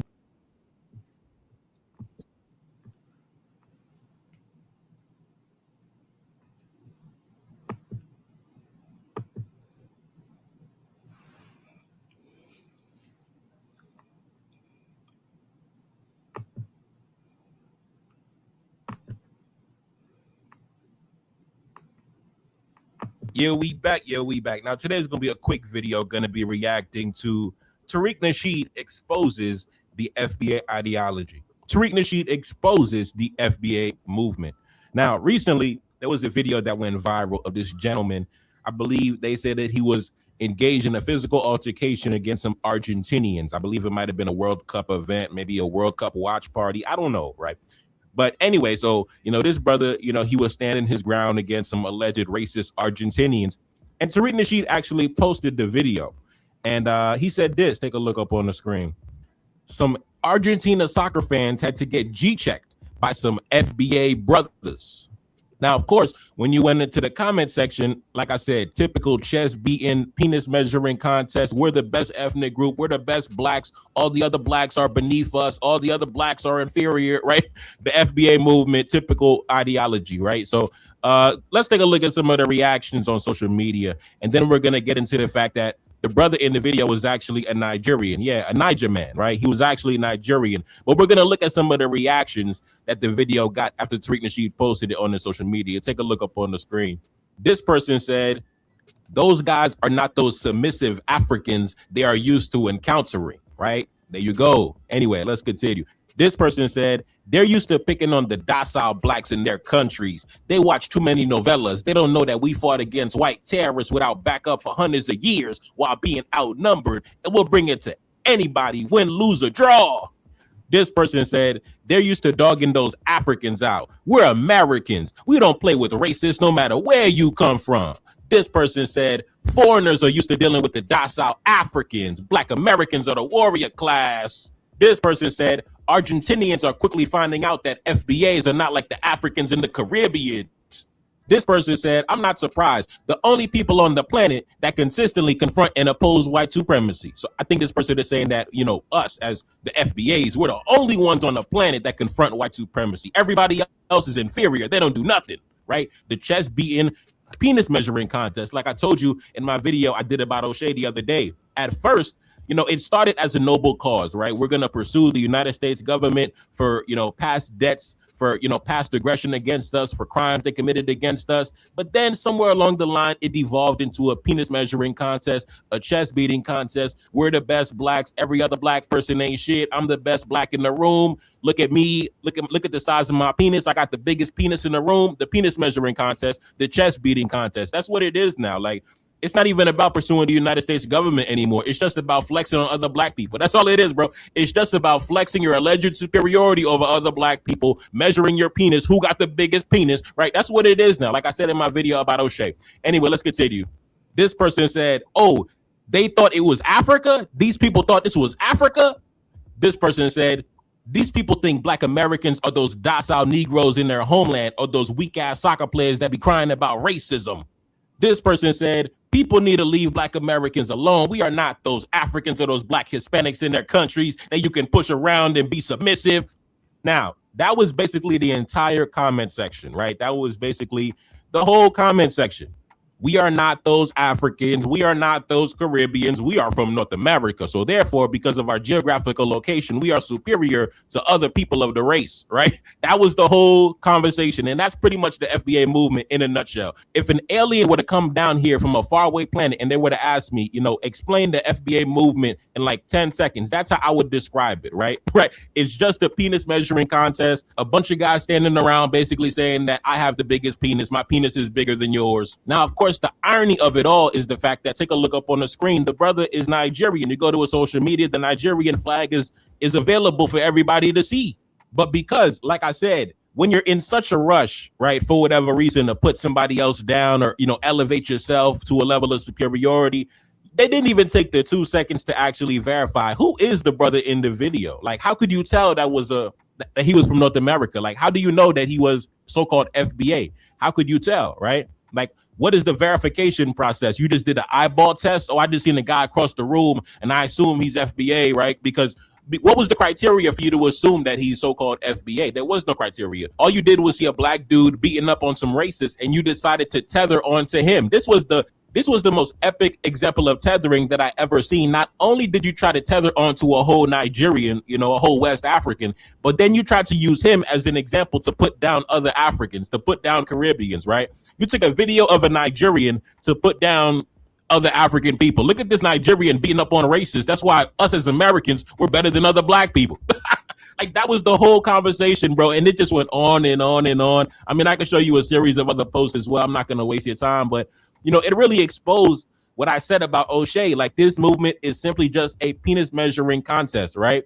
After they got done, beating on their chest about how they're so superior to everybody else, has anything materially changed about their existence? No. Has any progress been made for the black race? No, not at all, right? It was just a cheap dopamine rush for you to feel superior against other black people. And you used a video of an African to claim your alleged superiority, even though you claim that you're not even African.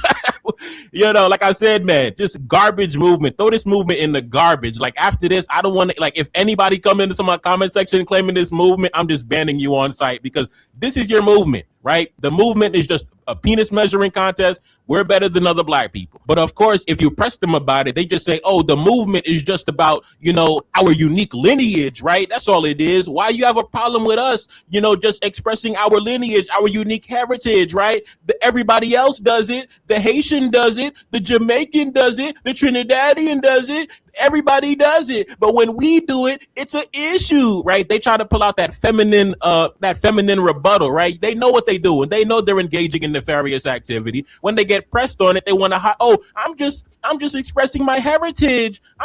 Everybody else does it. No, everybody else doesn't do that, right? Everybody else doesn't take random videos of other ethnic groups and then tries to latch onto that. See, this is why we're better, right? I've never seen a Haitian take a video of a random Angolan or a random Senegalese and be like, oh, look at the Senegalese. That's why we Haitians are better than everybody. No, only you doing that garbage. Only you doing that foolishness. That's why your movement is garbage. That's why nobody respects you. That's why you constantly getting called out. Nobody else gets called out when they simply just express their heritage. But because your definition of expressing heritage is a penis measuring contest, right? I have to elevate myself against other black people. You believe that's expressing heritage. And then when you get called out about it, you try to play stupid and just say, oh, I'm just expressing my heritage, right? Very feminine, right? Not manly at all. It's not manly at all to act like that.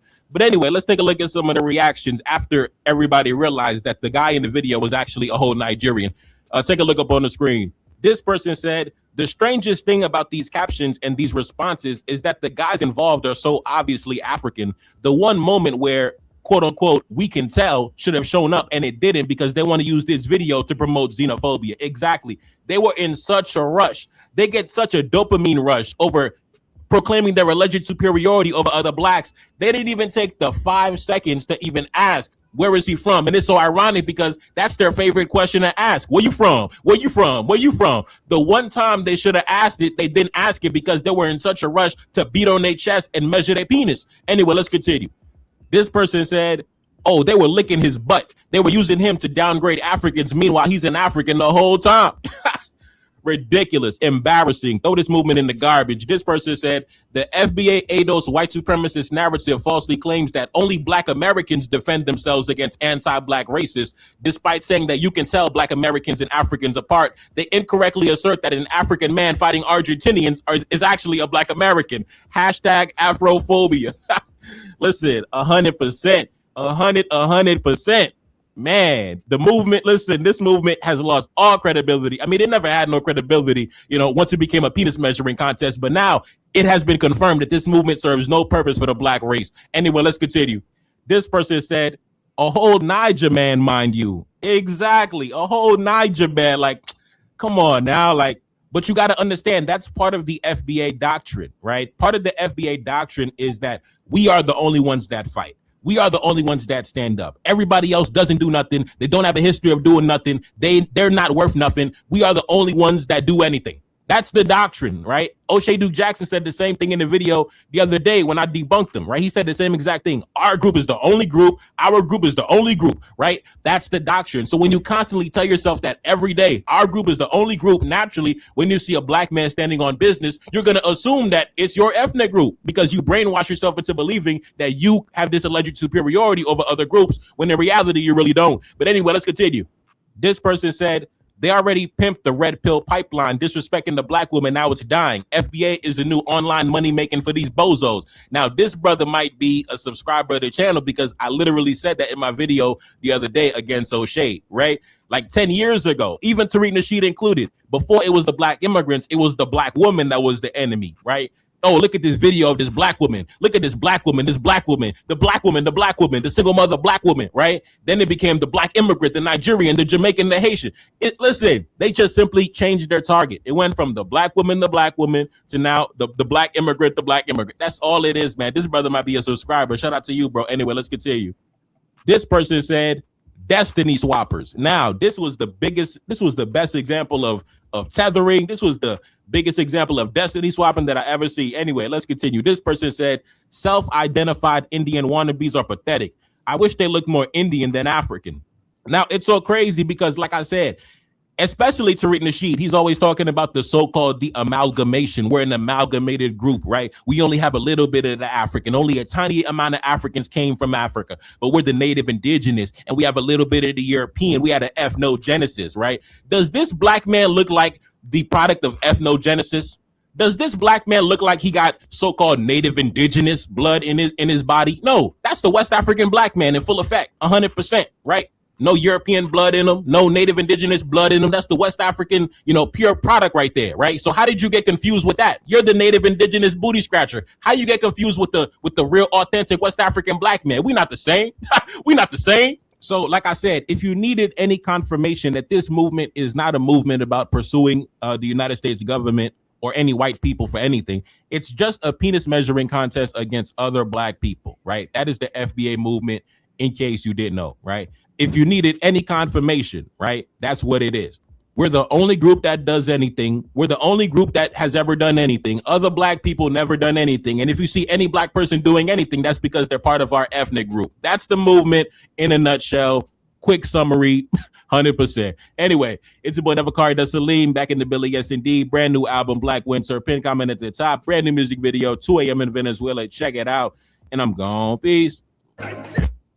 Starting a business is hard, or so you thought. That's why you need Busy. It's an absolute game changer in getting your business off of the Yeah, gotta stay focused so when it's in shots, I gotta react. Cause I'm a target, I'm under attack. Grabbing a weapon, I tell her get back. Mission exposed, secrets unfold. Enemy trapping, I'm still in control. Got your boy sitting in Bamako prison. Hoping they wish we sending them home. Enemy know that we good under pressure. Been through the thunderous, turbulent storm. Shorty a diamond, I told her she pressure. Hopping a whip and I'm taking her home. Hopping a whip and I'm swerving, I'm smashed. Killing my enemies, one of my passion. Rocking this gold like we in bikini. Feel like the captain, I'm clutching a heater. Feel like you see me, I feel like I'm Saudi or ran up on Yanni in the middle of Bamako. Enemy line, they claiming he innocent. Don't do no talking, I gotta move militant. Don't do no talking, I hit him with facts. 1804, bringing it back. 1804 like I'm Mother Cap Henry. King with the vision, the crown never empty. Top of the mountain, my soldiers defend me. Ducking and dodging the foreign intelligence. Hitting my desk on the DGSE. Dodging they traps, still on my feet. Feeling impeccable, feel like I'm shining. Go to my neck and I'm flooded with diamonds. Go to my neck and I feel like a mess. Feel like a lion, I'm in a savannah. Feel like the king when I'm up in the jungle. Never defeated, I never been humble. Come out victorious every every encounter. Money machine give me help when I count it. Money machine stack it up in a beat. Heart of a king and I ride for the team. Weight of the world got it stuck on my shoulders. Bet you can feel it, my heart getting colder. Yeah, gotta stay focused so when it's in shots, I gotta react. Cause I'm a target, I'm under attack. Grabbing a weapon, I tell her get back. Mission exposed, secrets unfold. Enemy try, but I'm still in control. Got your boy sitting in Bamako prison. Hoping they wish we sending them home. Enemy know that we good under pressure. Been through the thunderous, turbulent storm. Shorty a diamond, I told her she pressure. Hopping a whip and I'm taking her home. Hopping a whip and I'm swerving, I'm smashed. Killing my enemies, one of my passion. Rocking this gold like we in bikini. Feel like the captain, I'm clutching a heater. Yeah, gotta stay focused so when it's in shots, I gotta react. Cause I'm a target, I'm under attack. Grabbing a weapon, I tell her get back. Mission exposed, secrets unfold. Enemy try, but I'm still in control. Got your boy sitting in Bamako prison. Hoping they wish we sending them home. Enemy know that we good under pressure. Been through the thunderous, turbulent storm. Shorty a diamond, I told her she pressure. Hopping a whip and I'm taking her home. Hopping a whip and I'm swerving, I'm smashed. Killing my enemies, one of my passion. Rocking this gold like we in bikini. Feel like the captain, I'm clutching a heater.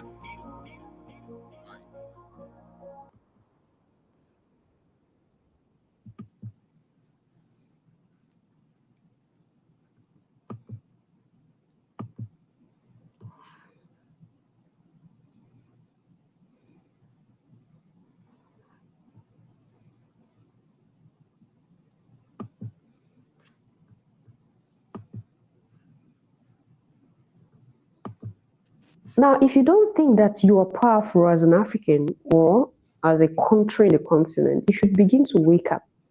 That you hold the remote that controls everything around the world. If you refuse the world today, the world cannot survive. There will be a pause. I am saying this with my full chest because I know what I'm saying. I'm going to use the Sahel as an example before I take you to Dangote and the other clip. Look at the Sahel. When the Sahel cut off uranium, Niger in particular, when Niger cut off uranium from France, after that, what happened? Just rewind to 2022, late 2021 to 2022, when the revolution started. Look into France before 2020 and France after 2020 and come back and tell me what you think. Okay?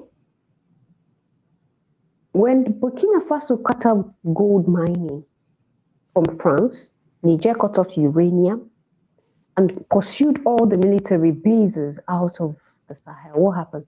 The whole world trembled. When the Sahel said, we now want to control what we have. We want you to leave. The whole world trembled. And this is just 3 nations. 3. 1, 2, 3 out of 54. Now imagine if these 54 countries cut off everything that leaves their country into Europe and America. Imagine what the world would feel like. You're joking. You don't know that you're living off Africa. And you sit where you are, insult the continent and its people. Anyway, I don't blame you. It's the same Africans that give you that right. If every African that had left willingly, I'm not talking about those that were enslaved. If all the Africans that have willingly migrated from Africa return to Africa, to their different countries, and looking into stabilizing these countries of theirs, collecting the power by force from these wicked leaders that are puppets. Do you think the Africa you see today will be the same Africa you see by that time? 3 countries cut off resources and the world vibrated. If 54 will cut off, the world will collapse without Africa. It's a fact that cannot be disputed. If you can dispute it, come and dispute it with me. Let me see. Everybody wants to take Africa today. Everybody, the Chinese, the Russians, the Turks, the Iranians, Israel, the United States. Everybody wants to take Africa. You know why? Africa alone monopolizes 42 of the 48 strategic minerals and resources of the world. That's why they want to take Africa. Because to survive in the 22nd century, you need those African resources. They have everything. Europe doesn't have anything. What does Europe have? Europe got everything from Africa. You take away Africa from Europe, and Europe is dead. Japan, big power. What does Japan have? Zero. They get everything from Africa and the oil from the Middle East. Look what is happening. Iran cuts off in 3 weeks, cut off, close the Gulf, close the Strait of Hormuz, and already the whole economy of the world is in crisis. So that shows you that these countries don't have the resources. It's Africa which has the resources. And the oil is in Nigeria, the Middle East, Angola. The whole platform of West Africa is nothing but oil, which has never been touched. From Namibia, you go straight up to Senegal, and Mauritania is nothing but oil. You have two big oil platforms in the world, the African, West African platform, and the Caribbean platform, which goes from Brazil straight up to Venezuela and Colombia. That's why Maduro, they picked him up in his bed and took him up to the United States, because Maduro said, no, you're not going to take this oil. So I'm here to tell you that Hitler is back. Hitler is back. Except that today he speaks many languages. He's multilingual. And today he's not in Germany. He's all over. He's multinational. He's all over the world. And you know, today he doesn't have that funny little mustache that Hitler had, ridiculous little mustache that people laughed. No, he's back without the mustache. Hey friends, Eric here. And in this video, I want to talk to you about how you can retire with just $300,000. If you're not following Voice of Africa on TikTok, by the way, I don't know what you're waiting for. It's a revolutionary statements, facts that cannot be disputed, all put together in one. Now, let's listen to the richest man in the continent. Nicola, you want me to be very open? And, totally. So it's China. China really have dominated business in Africa. And how do you because of the absence of the others. Yeah.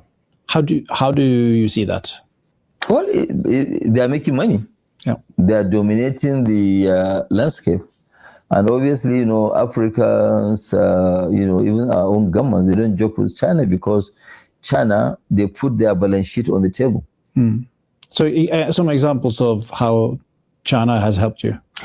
Okay, let me, some of the projects, like in cement, like some of the things that we do, purchase of their equipment and co, they give you a suppliers credit backed by their insurance company, which is called Sino-Show. Sino-Show has invested, to talk about 1.2 trillion in supporting their companies to go abroad and sell their technology, sell their equipment, and giving you a credit of 4 or 5 years. Okay, but if I now go to Italy, for example, and they're asking me to write a check of a power plant of $500 million that I want to, build. And I have one which is also good, might not be even as good as Italy, okay? But the Chinese are saying that, no, just give me 20%.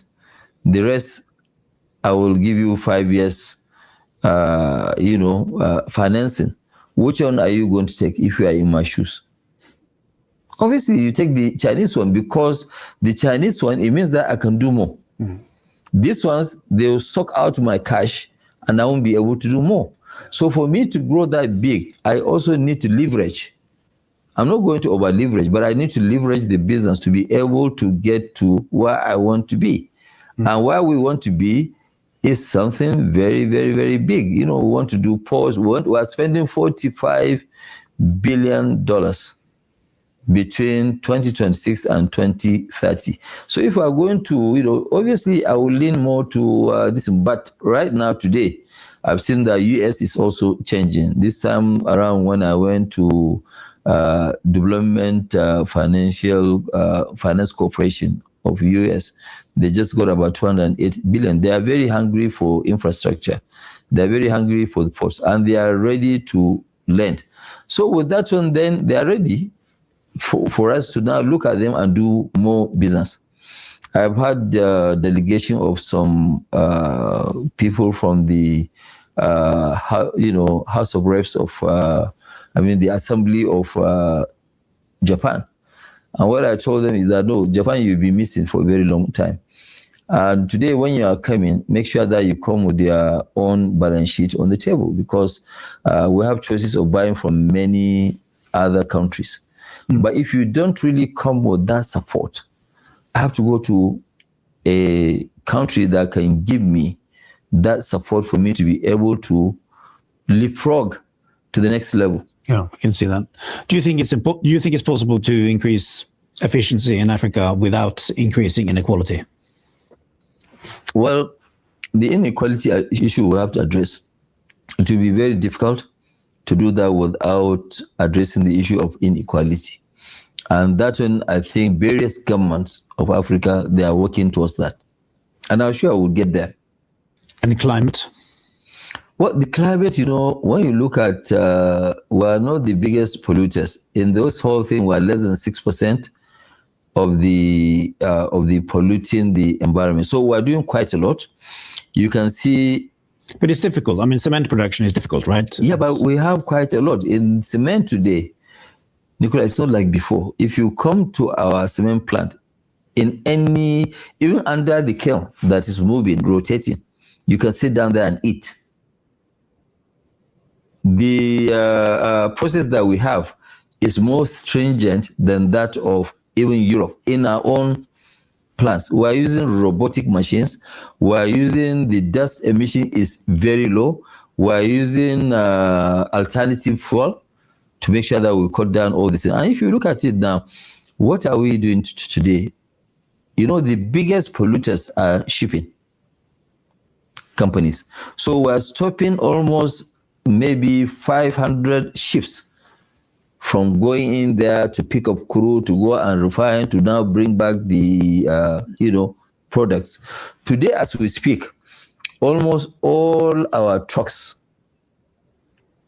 maybe 90% today of our trucks are all CNG. We're not using diesel. Even though we produce diesel, but we are using cleaner energy for that.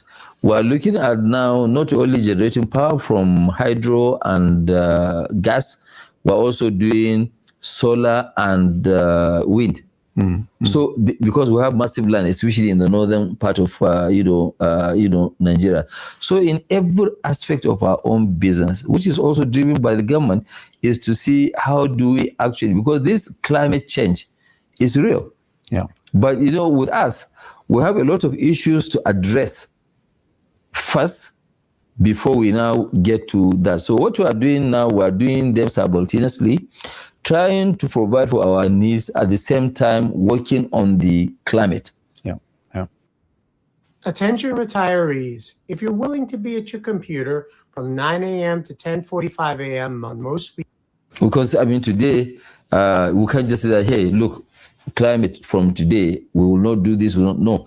But what we are doing is that, yes, we are providing what we need, but at the same time, bringing in the climate issues into place so that we will be out of these climate change issues. Yeah. Wow, Africa is growing, and listening to discussions like this gives me hope to say that Europe is even a more polluter than Africa at this time is a big win for the continent. It shows that Africa has improved so much. And come to think of it, this is the same Europe that a lot of Africans abandon their countries for. And to see that the African continent is striving better, even to keep a more cleaner environment and climate. Kudos to Dangote, kudos to those who are working to see that the continent is stable enough. Okay? Now, talking about, just imagine a world where the whole melanated are united, do business together. When I say melanated, I mean whether you identify as FBA, African American, whether you identify as an African in the British world, an African in the Asian world, an African in any part of the world, like everybody comes together, throw away this whole idea of we are not, let's come together, unite, support our own businesses, propagate our businesses, consume melanated, support melanated, irrespective of where you come from, our Caribbean brothers and sisters. Imagine a world like that. A world where all Africans, a world where all melanated are united. Our money circulates within us. It doesn't go out. And gradually begin to create our own sovereignty.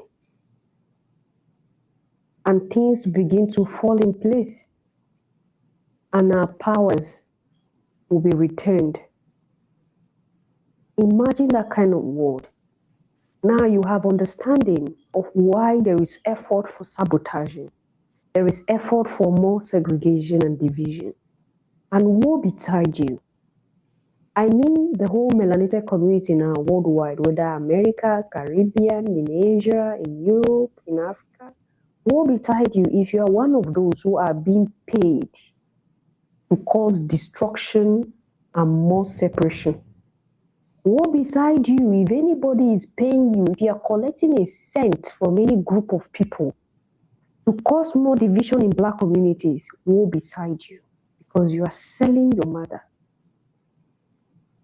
And for it being to sell the mother, that is destruction already. We have to unite. There is no way. There is no other way. You can claim you are whatever, but they don't see you as that. They see you as Negroes.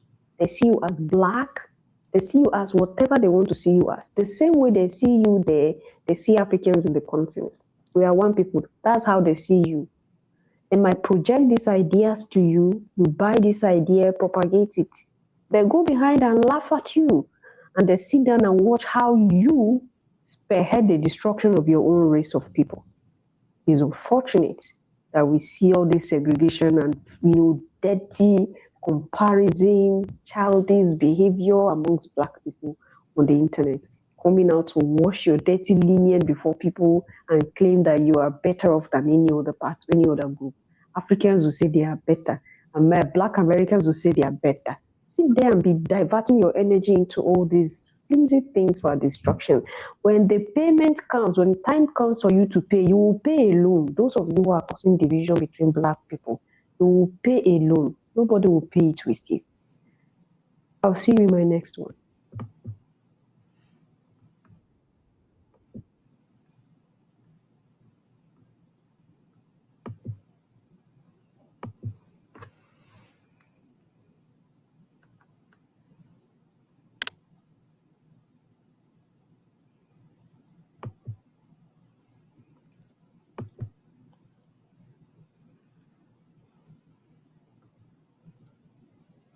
People, they told us it couldn't be done.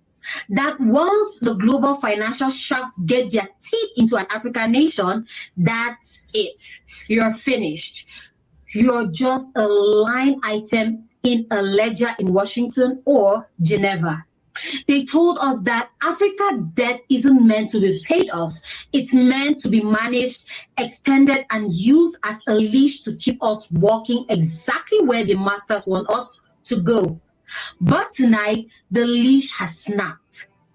Africa is witnessing something that has sent literal shockwaves through the corridors of the International Monetary Fund. This isn't a rumor. This isn't diplomatic talk. This is a story unfolding in the bright, uncompromising light of history. Namibia has just done the unthinkable. Namibia has walked into the halls of global debt, slammed a check on the table, and walked out unfettered. Welcome back to Power and Pulse. For those of you who are new to the family, welcome to the front lines of the Awakening Africa. For the regulars, you know we don't do polite news. We do the truth with an edge. And the center of this seismic shift is a woman. The Western world didn't see it coming. A leader the continent has been praying for. Her Excellency President Netumbo Nandi-Ndaitwah. On December 3rd, 2024, she took that oath. The experts expected businesses as usual. They expected silence. They expected another African leader to come begging for an extension. Instead, they got a declaration of strategic freedom. In one single calculated move, Namibia cleared its entire debt to the IMF, $750 million. Settled, wiped clean, no begging, no bending, no restructuring. Traps. Tonight, we tell the story of the day the cage door was kicked open. Let's be real about how global finance works. It isn't emotional, it's cold, it's calculated, it's predatory. Usually, when an African nation calls the IMF to say, we can't pay, please give us more time. Please give us another loan to pay the interest on the old loan. It's a hamster wheel of misery. But Namibia's message was different. It was the funds have been transferred. Full settlement. Transaction complete. Goodbye. To the financial world, this was not normal. Why? Because African debt is designed to be a permanent condition. It's the modern version of colonial tax. It's the lock on the door that keeps our resources flowing out and their expertise flowing in. But President Nandi didn't look for the key. She bought a sledgehammer. Ouch. How does a nation that isn't a global superpower suddenly settle billions in debt overnight? To understand the how, you have to understand the who. President Nandi isn't some politician who stumbled into the state house. She's a chess player. She spent decades in diplomacy, governance, and economic war rooms. She knows the language of power, and she knows that the house always wins unless you stop playing their game. From the second she took the office, she didn't go on a victory tour to Paris. She went into the planning rooms. She worked in total calculated silence. No flashy press conference. No announcing the plan to announce a plan. Just cold hard coordination with the Bank of Namibia and local sovereign wealth strategists. While other leaders were flying private jets to London for consultation, she was cutting capital leakage. While others were living in excess, she was building a national war chest. She froze non-essential foreign commitments. She strengthened regional trade. She made sure Namibia's resources, its diamonds, its minerals, its energy stayed in Namibia's pockets. She was saving while the world thought she was struggling. She was planning for liberation while the West was drafting more loan conditions.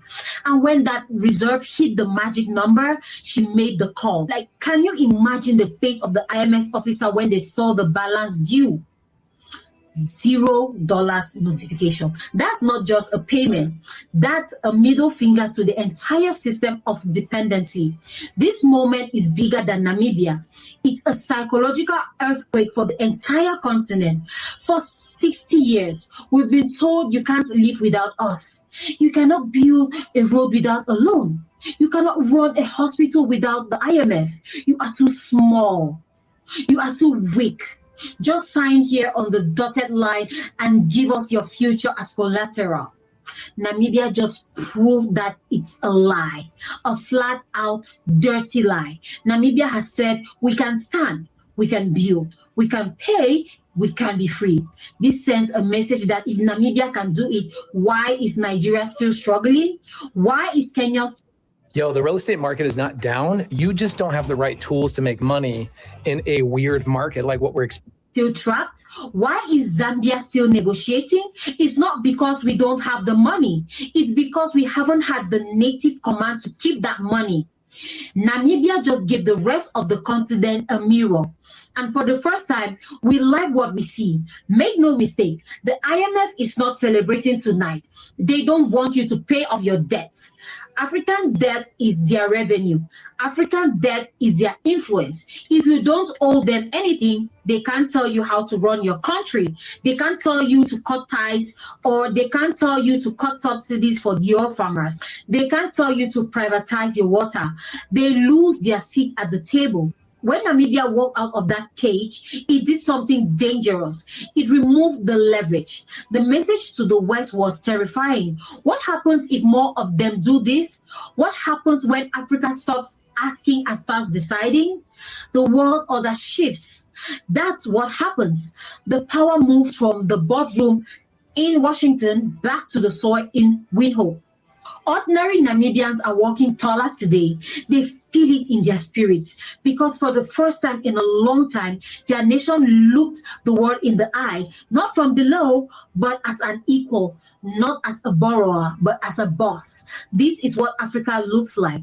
When Africa leads itself, this is what happens. When a leader values self-determination of her people over the applause of foreign capitals, President Nandi has shown that the chains were never permanent. The cage was never actually locked. We only needed the spine to stand up and walk out. But let's be clear, this wasn't luck. It wasn't an accident. It was leadership. It was leadership that sees the nation as a legacy, not a marketplace. It was a leadership that understands that supremacy isn't something you beg for. It's something you claim with discipline. Where others use power to enrich themselves, she used power to buy back her country's future. Where others bend, she stood. And by standing, she has cleared a path that many feared was blocked forever. Namibia isn't just a small nation anymore. It is a lighthouse. It is proof that the era of the perpetual borrower is ending. The Black Star isn't just a flag. It's a reality of how we handle our businesses. So history will remember this date. History will remember the name Netumbo Nandi Daitwa. They will remember the day a woman from the Sahel region said, "We will not be owned. We will not be controlled. We will be free, and here is the receipt to prove it." Africa is watching. Africa is rising. And most importantly, Africa is awakening to the truth that our poverty was a policy and our freedom is a choice. This isn't the end of the story. This is just the opening chapter of a new book. A book where we don't ask for aid. We demand respect. A book where we didn't sign facts, we sign checks. The chains are broken, the cage is empty, and the world finally knows that Namibia and the rest of us are no longer up for sale. If you are proud to see an African nation standing on its own 2 feet, if you are ready to see the rest of the continent follow Namibia's lead into strategic command, then I need you to smash that like button. Let the algorithm know that African liberation is the only news that matters. Also, subscribe to Power and Pulse. We are the digital heart of the revolution. We don't just report the news, we track the power. Also, share this video. Send it to every African who needs to know that the dream of freedom is actually a bank transfer away. Namibia has walked through the door. Now, it's time for the rest of us to follow. I'm your host, Marie, and this is Power and Pulse, and I will see you in the next one.